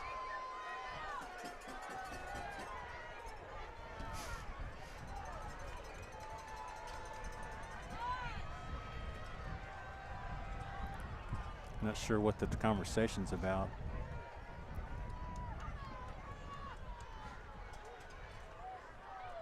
Right? I would love to be down there to hear it. But yeah. Fair catch interference. Well, we can't hear what they're talking about. I don't know if Buck's wanting some more time put back on the clock, and maybe that's part of the problem. Yeah, maybe so. Well, that's going to move it all the way down to the 34. So with 40 seconds to go, your Wampus Cats need to get it 34 yards into the end zone. Donovan's telling everybody just to calm down. Let's get this straight. No timeouts, so you got to work the boundary or you got to get first downs to get the clock to stop. It stops in high school ball. Major Mahar is on the field.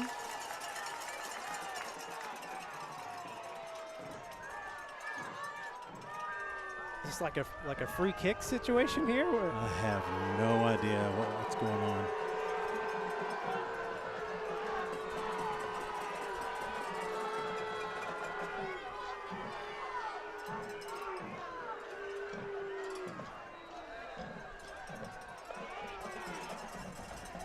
Okay, so is it a free kick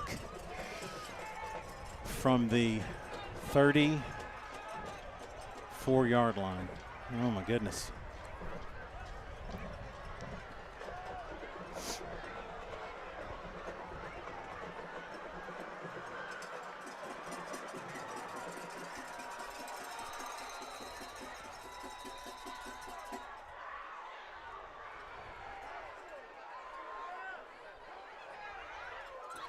The Major kicks it. Delay a game.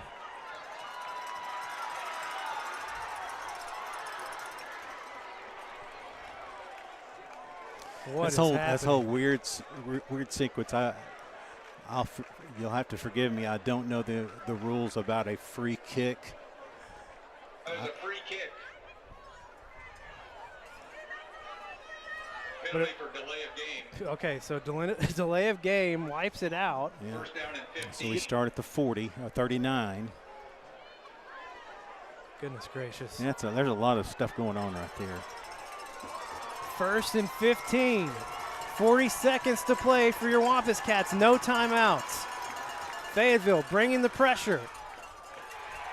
Incomplete. Donovan was looking for Jaden Gaines. Just 4 seconds comes off the clock. All right. 2nd and 15. You've got to get some yardage here.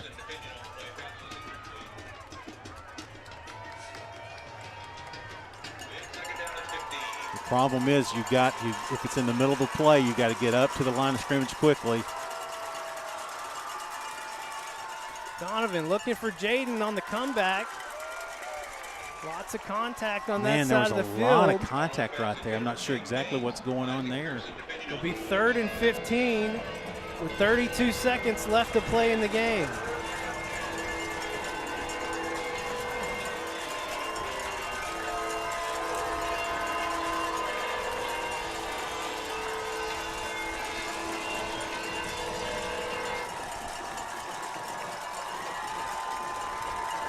Here they come. Donovan unloading deep, looking for Chris O'Neal. Throws it into the end zone, but Chris just not running in that direction. Brings up 4th and 15. 25 seconds to play, no timeouts for your Wampus Cats. Comes down to this. 20 seconds on the play clock. Call your best play. Jackson Anderson over the middle, last 2 4th and longs.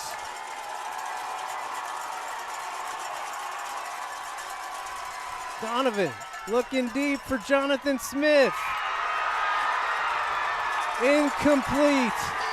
And Fayetteville will hold off your Wampus Cats here in the semifinals. Valiant effort, man. What an effort by your Wampus Cats.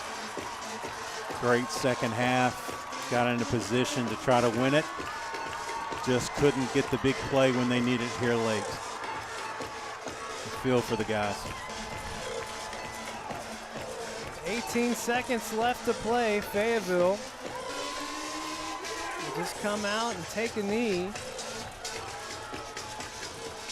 And for the first time since, I believe, 2016, it's going to be an all-West final. Wow. For the 7A championship. West is moving on up.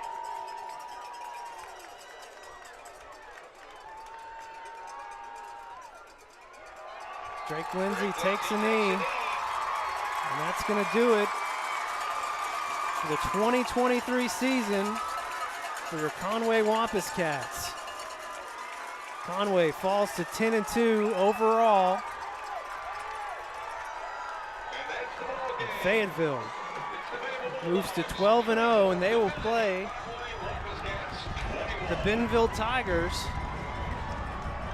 December 2nd for a 7A championship.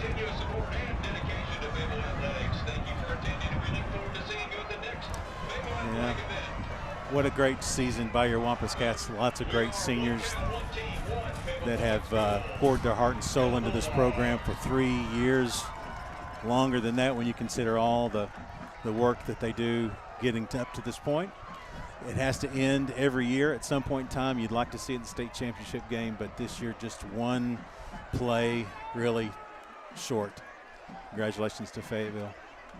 It's the closing chapter on what's been an incredible career for Donovan Amalo. We've got to see all 3 years. Started as a sophomore, over 100 touchdowns recorded on his Conway career. And the Wampus Cats just coming up a little bit short here in Fayetteville. Final score 24-21. But thanks tonight to Maggie Risley, Alex Douglas on cameras, Dewey Farmer running the replay, Keith Kelly directing, our field producers, Javon and Ashton, Scott Taylor back home running the stats, keeping us informed all night, Justin King on social media. He's Tim Roach. I'm Levi Gilbert. Our thanks as always to Jeff Matthews coming up here on Black Friday, helping get everything set up. Unfortunately, the Wampus Cat season coming to an end here in Fayetteville in the 7A semifinals. Thanks for watching all season long, and thanks for watching tonight. We'll see you guys next year.